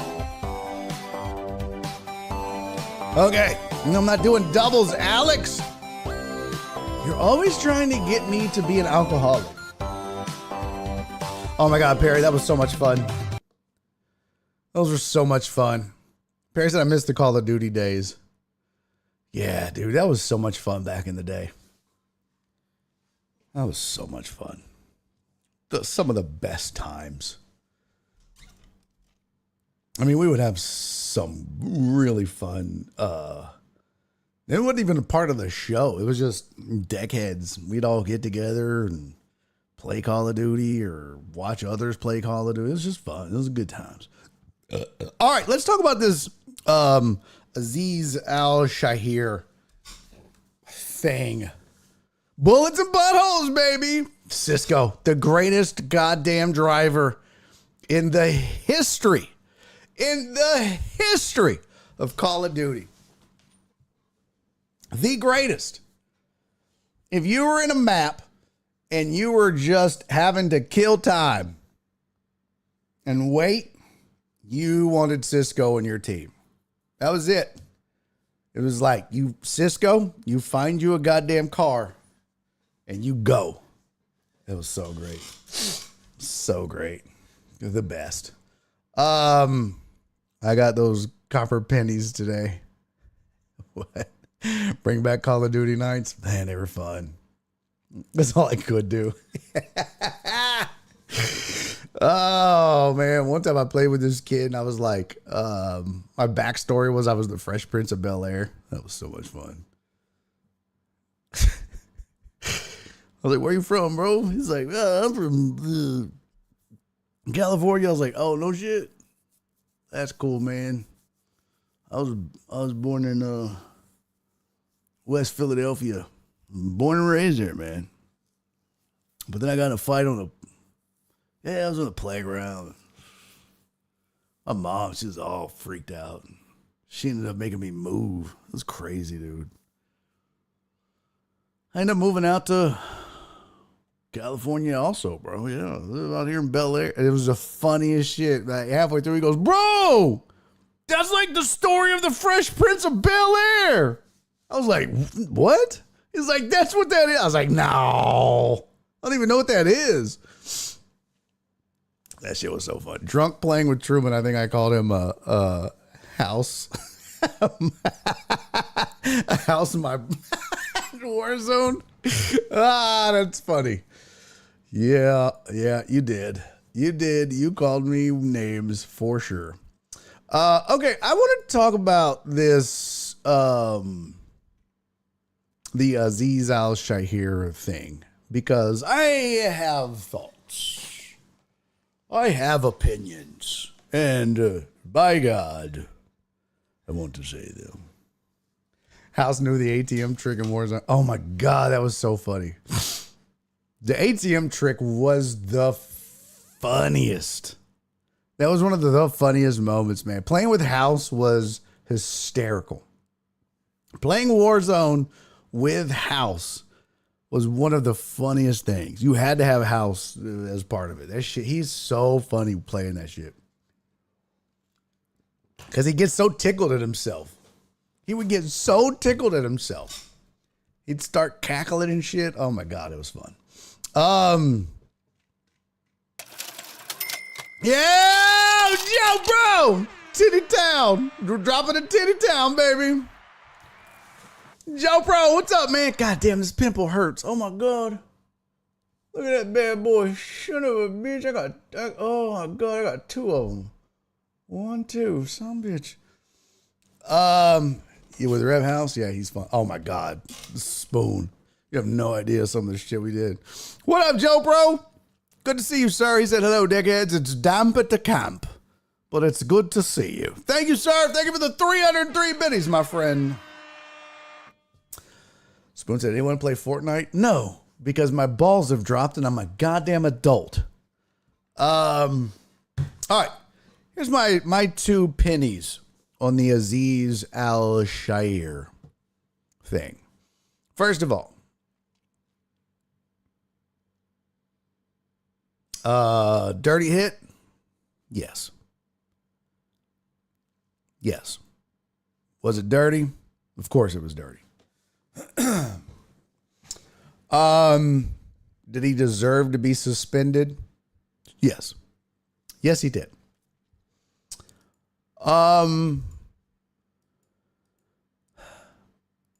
But I don't know if you saw the press conference by Nick Caserio, where he started cursing and calling it bullshit and how everyone was coming out and questioning the character of Azeez Al-Shaair.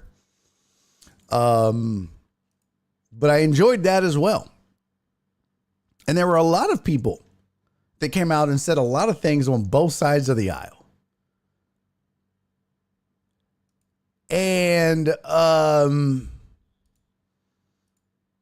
ultimately, what I think is funny, first of all, and it's been pointed out several times on social media, but John Runyon is the guy that is handing down the punishment to Azeez Al-Shaair. If you don't know, at one point, John Runyon was considered one of the dirtiest players in the NFL, as voted on by his peers. So it's ironic.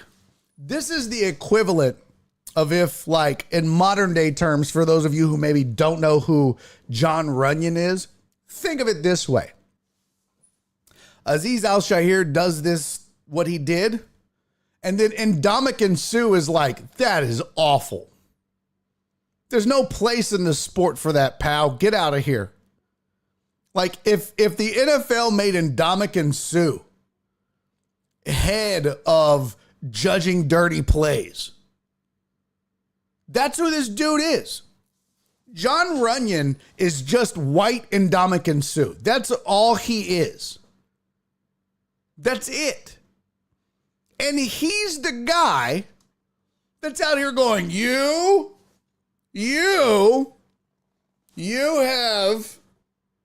have violated the integrity of the game. Oh, by the way, watch as I just spear the absolute fuck out of a man for no goddamn reason whatsoever. I mean, look at this shit. Watch this.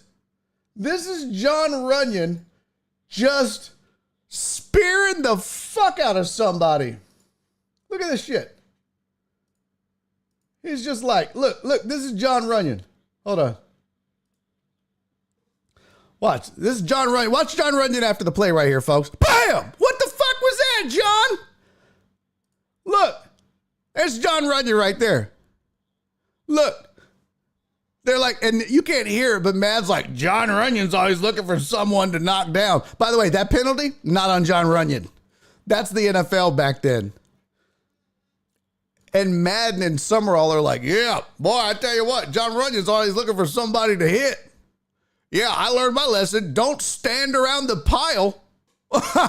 Yeah, if you're going to get in the pile or get away. But that John Runyon, they thought this shit was hilarious. Look. This is the guy. What the fuck was that? What the fuck was that? This is the guy that says Azeez Al-Shaair is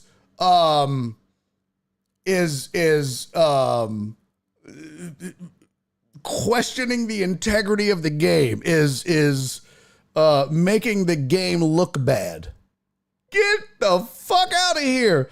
This dude just went, what's that dude's name with the fucking, he's the superhero that just like, oh, what's the dude's name? He just rams shit. Oh my God. He's like, oh, fuck, what's his name? He's like a battering ram dude. That's what John Runyon looked like right here. Juggernaut. Thank you, Spoon. John Runyon just went straight up fucking juggernaut on this dude for no reason. Look, John Runyon like, ah! Pff, why? Why, John? Why? Why? And literally in my ears, John Mann's like, you better never stand around the pile when John Runyon's around. What the fuck? You mean John Juggernaut? Yeah, he just went juggernaut on that bitch. Meanwhile, Azeez Al-Shaair is just trying to make a football play and didn't react, didn't pull up quick enough. Now, I'll give you the forearm. I'll give you that. He shouldn't have done it. But get the fuck out of here. Let's not act like John Runyon is Mother Teresa, for fuck's sake. Why is he the one that's giving out these penalties, first of all? You might as well just get Ndamukong Suh to do this shit. It's hilarious. I digress. The fact of the matter is, Azeez Al-Shaair does not deserve 3 games for this suspension. Do you want to know why he doesn't deserve 3 games? I'll tell you why. In fact, fuck telling you why. I'll show you why. Because, ladies and germs, I want you to watch this play right here. I want you to watch this play right. This is Joe Flacco last year playing for the Ravens. All right. This is Joe Flacco on the scramble last year playing for the Ravens. Joe Flacco. Look at Joe Flacco fleeing the foot. Jesus Christ. He's dead. He's dead. Oh my God. Oh my God. Joe Flacco's dead. Joe Flacco just died. Oh my God. What? Did Joe Flacco just die right there? Oh my God. Look at that. What? That was disgusting.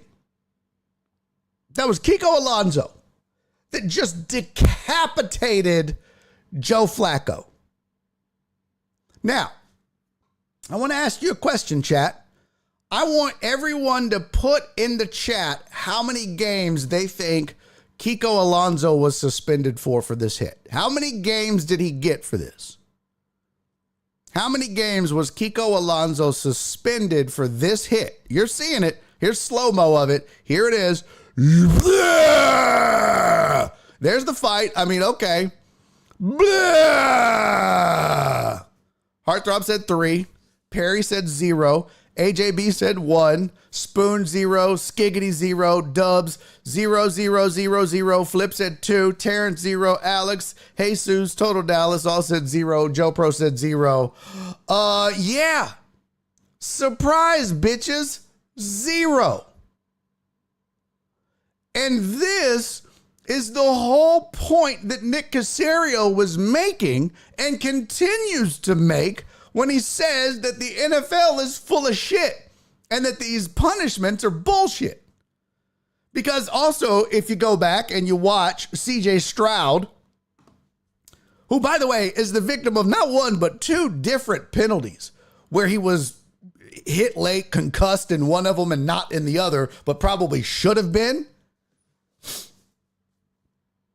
No penalties were called. No suspensions were levied when CJ Stroud was concussed.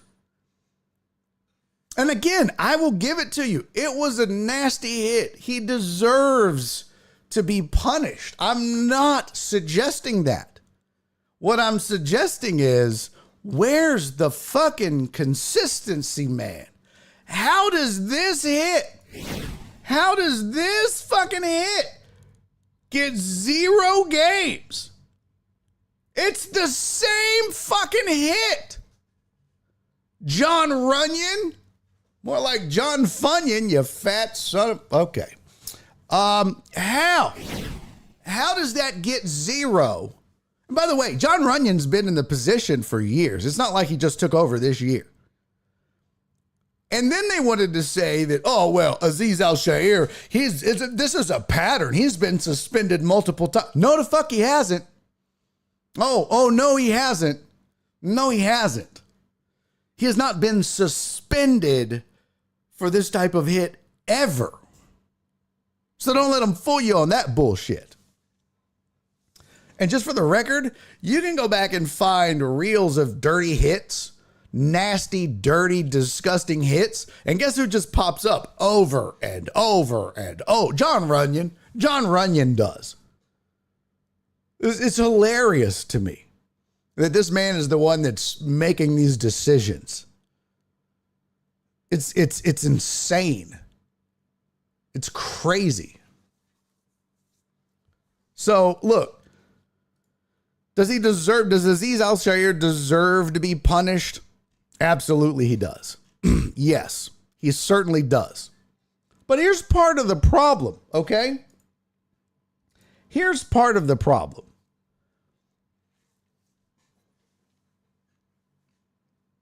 You, as a defender, and Tom Brady talked about this, where he's like, look, I learned a lesson. I was told, hey, man, sometimes you get outside of the pocket, man, and you've got to be a hell of a lot more definitive in your slide. It's got to be a lot sooner. You've got to change the way you do shit. Because these guys want to hurt you. They're out to get you. And Tom was not holding back. And he basically just said he felt bad for the defenders because they're in a no-win situation. And he blames quarterbacks for a lot of this bullshit. And I know some of you might be like, that's bullshit. Really? Well, former quarterback Kurt Benkirk said, playing defense in the NFL is harder than people on Twitter think it is. Good luck predicting a slide or not. Check this out. This is old Pat Spoon. Avert your eyes. Avert your eyes, buddy. Spoon said, how about Josh Allen's scramble where he faked the slide and ran for a touchdown? Well, I mean, I don't have that example, but that is one. But Patrick Mahomes does it all the fucking time. And here's just one example of it. Here's Mahomes getting ready to go. Fake slide. What? How do you defend that?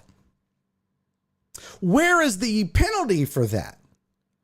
Because then what happens is you get a guy that acts like he's going to slide, does a slide, and then the next time he does slide, he gets his fucking head decapitated, and now all of a sudden it's the defender that's the bad guy. As a defender, you're damned if you do and damned if you don't. And also, by the way, if you look back in the NFL just this year, there have been at least 4 or 5 different plays that were flagged for targeting, illegal hits, blows to the head, that They were good football hits. They were forearms to the chest. They were hits to the shoulder that were called bad hits because the referees are fucking idiots and they can't see, or they don't want to see, or they're just itchy trigger fingers. It's bad. It's real bad. And then I saw one guy that was like, man, look at this. This took 5 seconds. He had 5 seconds to make a decision. Bro, you're watching this in slow motion, you fucking moron. I mean, literally the video's in slow motion. The guy's like, he had 5 fucking seconds to decide to hit Trevor Lawrence or not. You can't be this stupid. Your parents must be ashamed of you. You just can't be this dumb. I mean, you literally can't be this dumb. How do you function? How do you wake up in the morning? How do you make it through a day? How do you get through life if you're this stupid? Like, bro, it's literally like,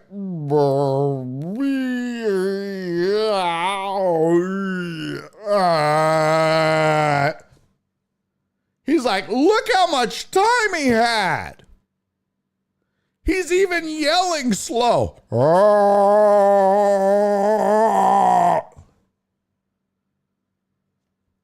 People are fucking stupid. And the problem is this. Spoon said he must be a Cowboys fan. If you are a Texan or a Texans fan, then you're obviously team Azeez Al-Shaair. And you're like, well, it's football. He didn't deserve all the punishment. They're not being fair, blah, blah, blah. And if you're not, if you're everybody else, it was a murder. I can't believe it. It was a murder. That's the only two sides of this that I'm seeing. Well, other than a few sane people like Ben Kirk, who are like, boy, it sucks to be a defender in this league. Good luck. There's a happy medium in here somewhere, folks.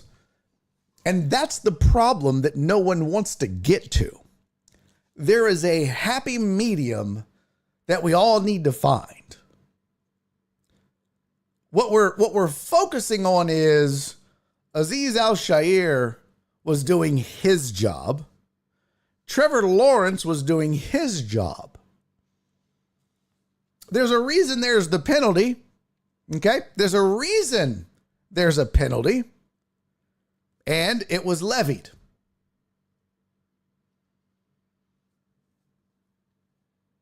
And beyond that, I think you have to start taking this a lot further. Okay? And the first thing is exactly what Dubs and Nasty Nate said. Oh man, in Seattle, you're 100% right. Yeah. Rational thought doesn't get clicks. You're right. What am I thinking?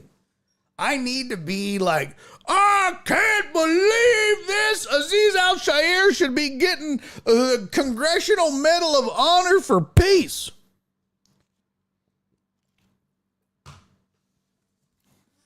I think that a fake slide, 100% should be a penalty. But let's take it a step further. Here's the thing.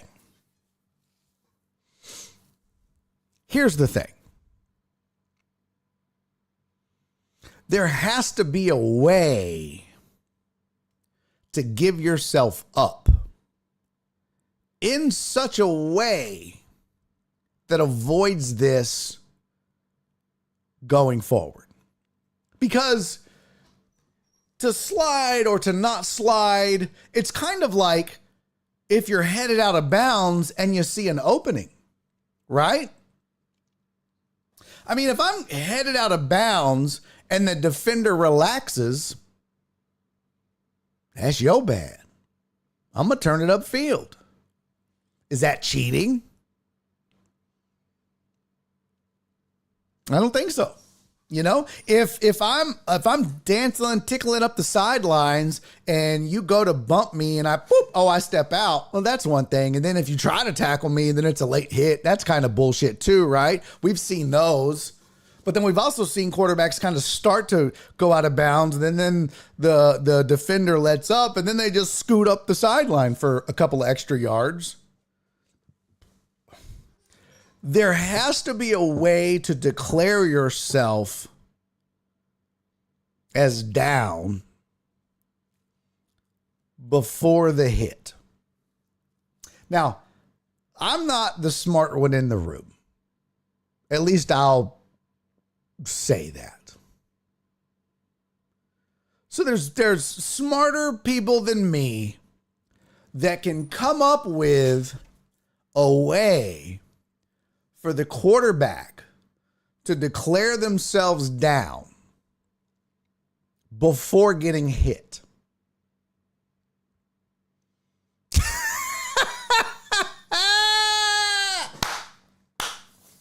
CC said sign of the cross. Just run and be like, blah, blah, blah. But CC, you know what? You bring up a really interesting point. How long does it take to do the sign of the cross? 1 Mississippi, 2 Mississippi. It takes 2 seconds to do the sign of the cross.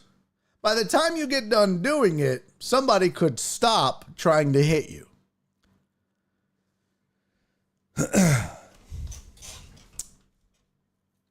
Let's put a flag on them. I mean, at this point, let's just put a flag on the QB on their waist. If we're look, it is 2024. It's 2024. The QB is the NFL moneymaker. They obviously don't want these guys getting hit. They obviously don't want them getting injured. Imagine, people are like, oh, could you imagine if that? I literally heard somebody say this. And if I was Trevor Lawrence, I would slash this dude's fucking tires.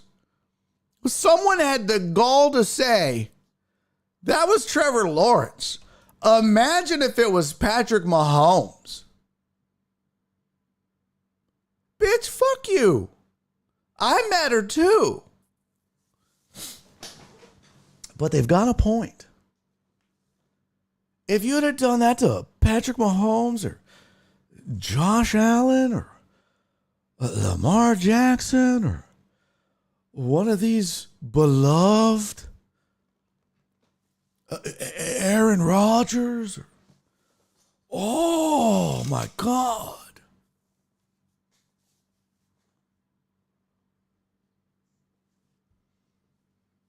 Let me tell you something. You want to know what the answer is? It's real simple. Put a fucking flag on the quarterback. That is your answer. It solves your problems in the pocket. It solves your problems out of the pocket. It solves your problems as a runner. And here's the answer. Here's the rebuttal to my answer.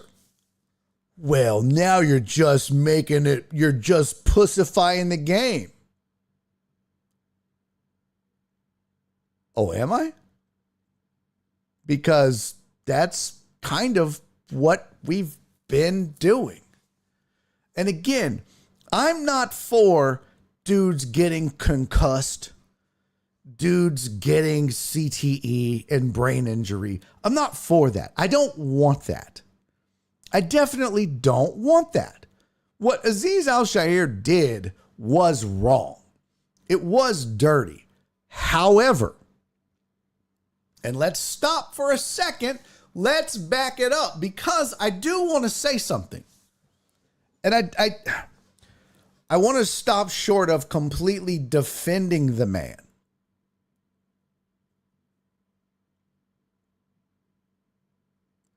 But your job as a defender, Hush Up TV. Your job as a defender is to tackle. Get that out of here. Your job as a defender is to tackle. Your job as a defender is to take a man down. When you have to start thinking about, is he going to slide? Is he not going to slide? Should I tackle? Should I not tackle? Let's go back a few weeks to the Dallas Cowboys. Let's go back a few weeks. I referenced earlier, there have been some calls in the NFL that have been missed, where guys have been flagged for egregious hits, illegal hits that were not illegal hits. And we saw it affect, I forget the name of the Cowboys defender. Let me see here. Bad call, Cowboys defender. Oh, this is the Landry hat. What year was this? October 27th. What? Oh shit. Well, not enough disk space to continue recording. Let me see if this was it. Nope, that wasn't it. It was in the end zone. And it was, let's see.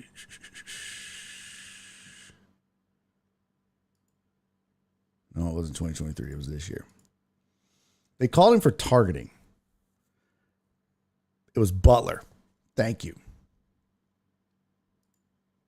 And then the next week, same scenario. I think it was against the Texans. There's a play in the end zone. Same defender. And I want to say, I forget who the offense or who the receiver was, but he's going up to make the catch, and Butler goes in to make a hit. And the hit could have dislodged the ball from the receiver and broken up the touchdown catch. But what does he do? He pulls up and stops. Because last week, he got ejected from the game and fined.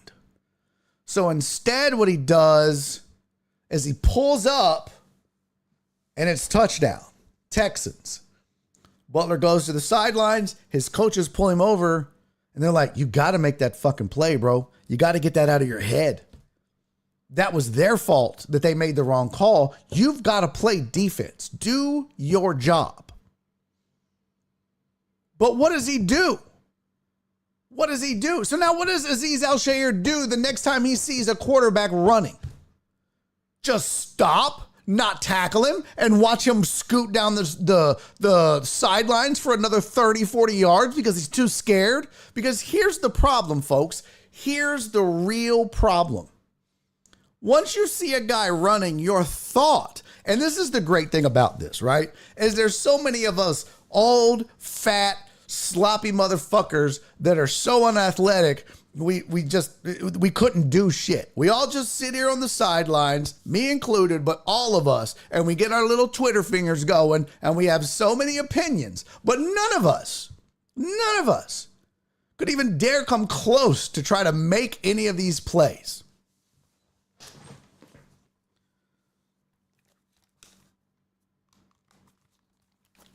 But we all want to sit here and talk shit about the decision that's made in the snap of a finger, in a fraction of a fucking second. You have to decide, am I going to tackle this dude or am I not going to tackle this dude? And I promise you, if you go back and watch most of these brutal hits, what is happening is a guy is deciding in his mind a second, once 1001.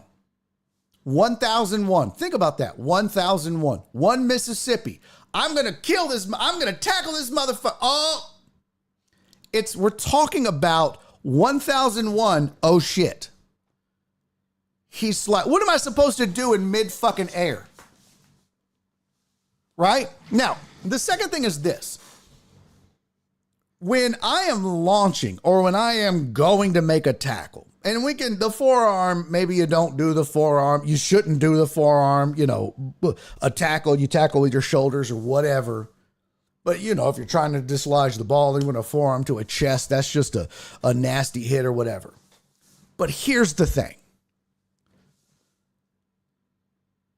When you're going to make a tackle, you don't have time to stop and go, well, if he slides, I'm going to stop. Or if he slides, I'm going to turn my body. Or better yet, if he slides, when I'm in midair, I'm just going to stop. That's the problem. And if you also watch these plays, a lot of times when these guys are getting hit in the head, and I'm not just speaking of Trevor Lawrence, even if you go back and look at the Kiko Alonso play that I showed you earlier, what ends up happening is that as the offensive player is sliding, the defender has already started, or at least mentally has made the decision to launch, which means they're seeing, like, it's not like a pass, right? Like if you think about a pass is I'm leading the receiver. I'm predicting where they're going to be on the field, and I'm throwing the ball there, and they're going to run to it, and they're going to meet the ball there, and that's how an offensive pass works. That's not how a fucking tackle works. You're here, I'm launching where you're at, right? So let's think about that for a second. If I'm running, and you're running, and we're even, right? We're even. And I take off, and then you slide. Now I'm launched at your head when I was launched at your chest, your sternum, or your belt. But as you start to slide, now I'm launched at your fucking head. And it all occurs within a second or a second and a half or 2 seconds. And no one wants to take the time to think about this. How am I supposed to stop that? How am I supposed to think, oh, well, let me just, all within a split fucking second, recalculating. Oh, okay. Let me get the fucking tackle GPS. Recalculating. It doesn't work like that. You're going to do that to Lamar Jackson. You're going to try to do that to some of the fastest players on the planet, Josh Allen. Like, it doesn't work like that. These guys have to make a split-second decision. See ball, hit ball. See quarterback, hit quarterback. I'm going to go get him. And then he knows that. They know that. So they wait to the last possible fucking second.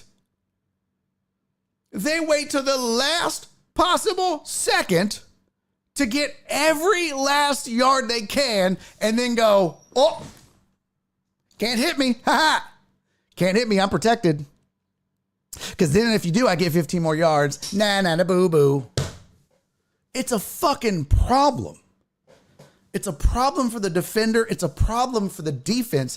And the quarterbacks know that. And this is why guys like Patrick Mahomes and Josh Allen fake slide. I got you. Ha ha. 15 more yards, 10 more yards. And if you do hit them when they slide, it's still 15 more yards. So I tell you what, you solve all of this. You solve all of it. Put a flag on them.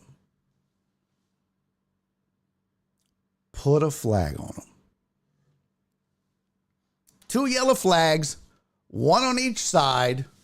No more tackling the quarterback, period. At all. End of story. You can't tackle the quarterback in the pocket. You can't tackle the quarterback in the open field. It is now flag fucking football on the quarterback. Well, that just pussifies the game. You did it to yourself, NFL. You fucking did it to yourselves. And again, I'm not condoning, let's just make it open season on quarterbacks' heads and give everybody CTE because we want manly man sport. I get it. It's brutal. And you don't want these guys to be brain dead as they get older. I don't. What I'm telling you is, and it's not fair to necessarily vilify some of these guys who have to make fucking split-second decisions and then not make those or unmake that decision in another split second. You do it. You do it. You try that. Try it. It is not as easy as we all want to sit here and make it be. And you know what's super funny? You want to know what's super funny? Is that even a guy like Gronk, even good old Gronk, even good old Gronky got on a show and was like, man, that was a cheap shot. And then I'm watching a highlight reel of cheap shots, and guess who shows up? Fucking Gronk with a cheap shot to the back of a head of a guy on the ground who made an interception in front of him. And Gronk just loads up from behind, runs and just forearm shivers the dude in the back of the head. Gronk gets a flag and penalized. And they're all hypocrites, folks. They are all hypocrites. Any man that played that game that sits there and looks you in the face in the camera and says, there's no place for that in this game, is a goddamn hypocrite. If they played that game, I promise you at some point they did something dirty, illegal, a little bit cheaty, something to get an edge. Because I saw Azeez Al-Shaair's apology, and then people wanted to pick that apart. And they were like, well, he said sorry once, and he mentioned religion twice. This is the most contrived bullshit I've ever seen. Oh, trust me. I'm really good at seeing that kind of shit and really good at calling it out. And all he basically said was, hey, look, I'm trying to fucking hurt you. I'm trying to knock your block off in a tackle, fairly. But I hope you go home and we can do it all again next week. Because when he says I'm trying to hurt you, he doesn't mean I'm actually trying to physically decapitate you. He's like, I'm playing as hard as I can. And I'm trying to hit you as hard as I can. That's my job. I don't want to hurt you. But if I hit you and you get hurt, I'm sorry. But I do hope that you're okay. And I do hope you can play next week. But that's my job. And I don't want anyone to get hurt. What do you want from these guys? So I'll tell you what, I have it. Put a flag on the fucking quarterbacks. Because you know what? It's the only way you can avoid this and be fair to the defenders. There's no other way to do it. There's no other way. Joe Bro, was that you that timed out? Walt said, what's hypocritical about calling out a dirty player even if you've had some? As long as they're not saying they've never done it, it's not hypocritical. I mean, yeah, it kind of is. If you're going to sit there and chastise a guy, if you're going to sit there on national television and be like, well, there's no place in the game for that. He knew what he was doing. Shut the fuck up, Gronk. You literally speared a dude in the back of the fucking head, and you're going to sit there on national television and tell people there's no place in the game for that. And you made a highlight reel of some of the dirtiest hits in the NFL. Sit down. Sit down. Again, that would be like if they went to Ndamukong Suh for a sound clip on that. Yeah, well, that's terrible. Can't be having that. What? What? What are we talking about? So yeah, you don't have to not.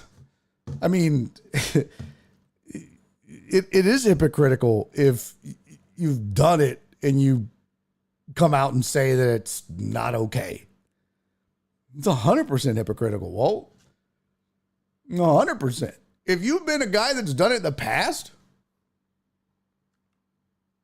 yeah, at least I think it's hypocritical.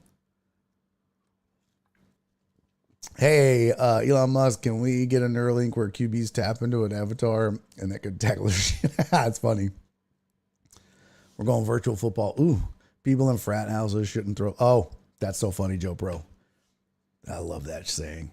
People in fat houses shouldn't throw scones. I love that. That's my magnum opus right there, Joe Pro. That is my fucking magnum opus. Gronk no speak good. Bad for football.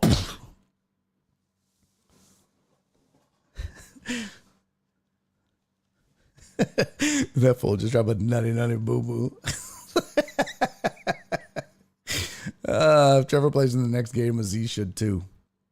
Thank God Ryan Clark didn't have to think about it because he wouldn't have that. He wouldn't have that ESPN check. Oh yeah, wasn't Ryan Clark considered really dirty also? I think he was number 1 on the list when John Runyon was number 2, if I'm not mistaken. That's what's hilarious about all this. Just hilarious. Oh, here we go. Hold on.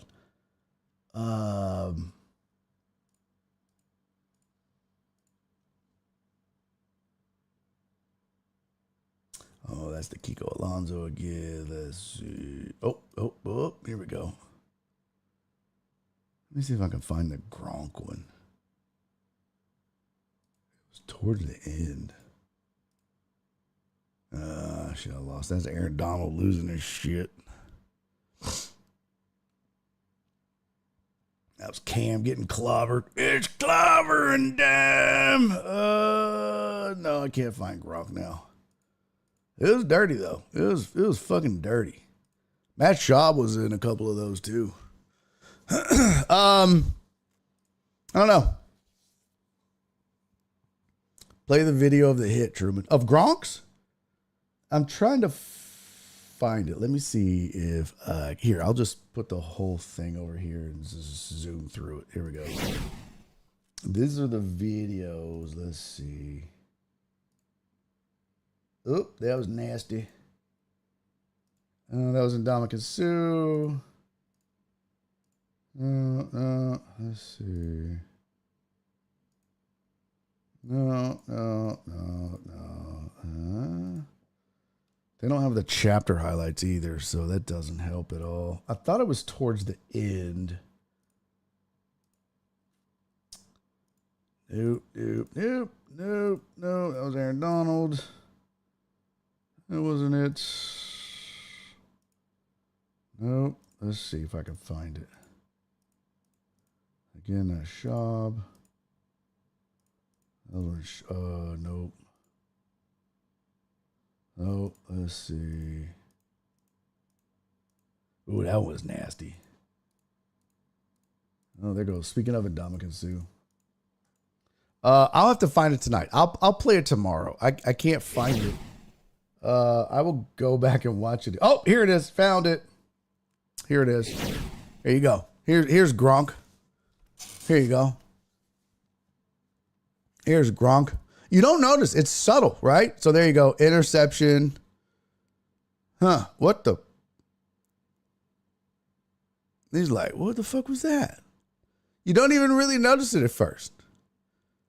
But watch. So look how big Gronk is, too, compared to these dudes, right? So, boom. I mean, that's just getting the better of a man.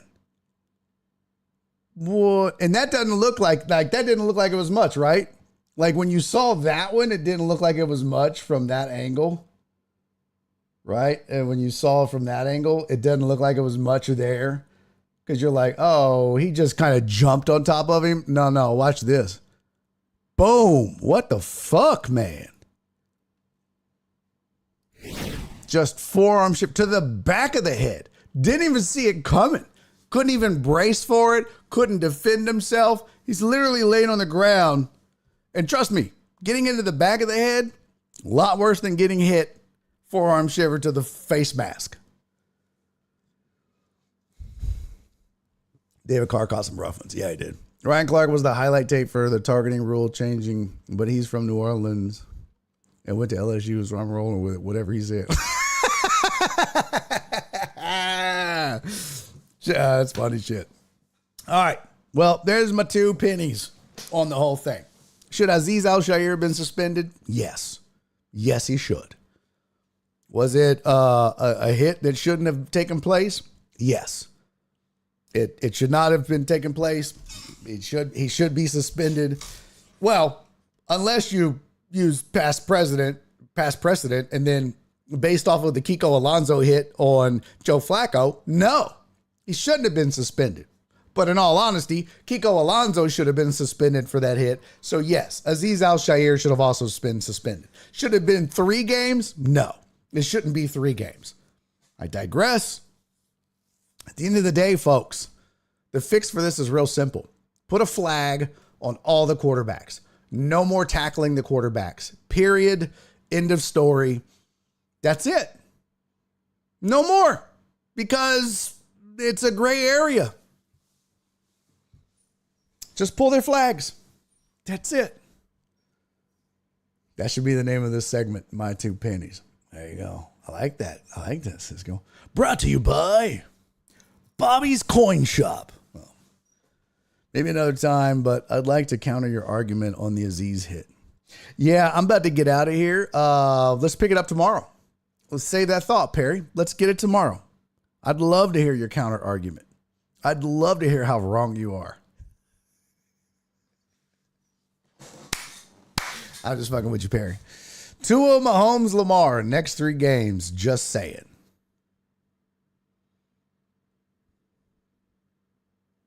Yep.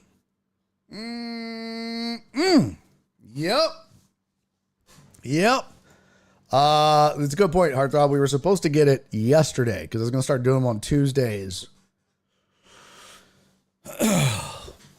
Yesterday whooped my ass, bro. I ain't gonna lie. That drive back from St. Louis was rough. Real rough. Oh, I have an announcement to make.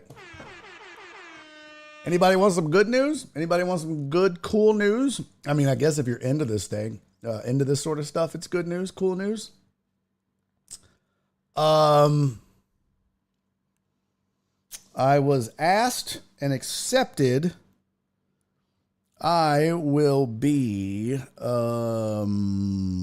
doing the Killer Bees with my boy Joel Blank starting next week.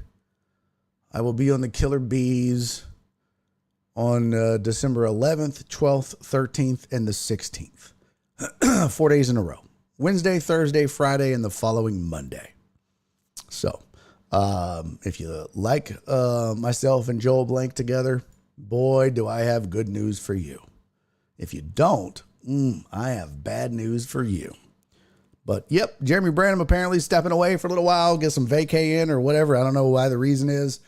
But on my way back from St. Louis, Joe George hit me up and said, hey, man, if you're free the 11th, 12th, 13th, and 16th, any or all of those dates, could you want to work with Joel? And I said, absolutely, of course. So I will be doing the Killer Bees on ESPN 97.5 with Joel Blank, December 11th, December 12th, December 13th. That is Wednesday, Thursday, Friday of next week. And the following Monday, December 16th. That's the good news. Of course, the bad news means there will be no Barry on deck December 11th, December 12th, and then the following Monday, December 16th. So it's a good news, bad news type of thing. But of course, your boy, as much as I love it, I got to make those financial decisions, and the radio pays. So not that this show doesn't pay, but radio always pays more. So I gotta go where the money is.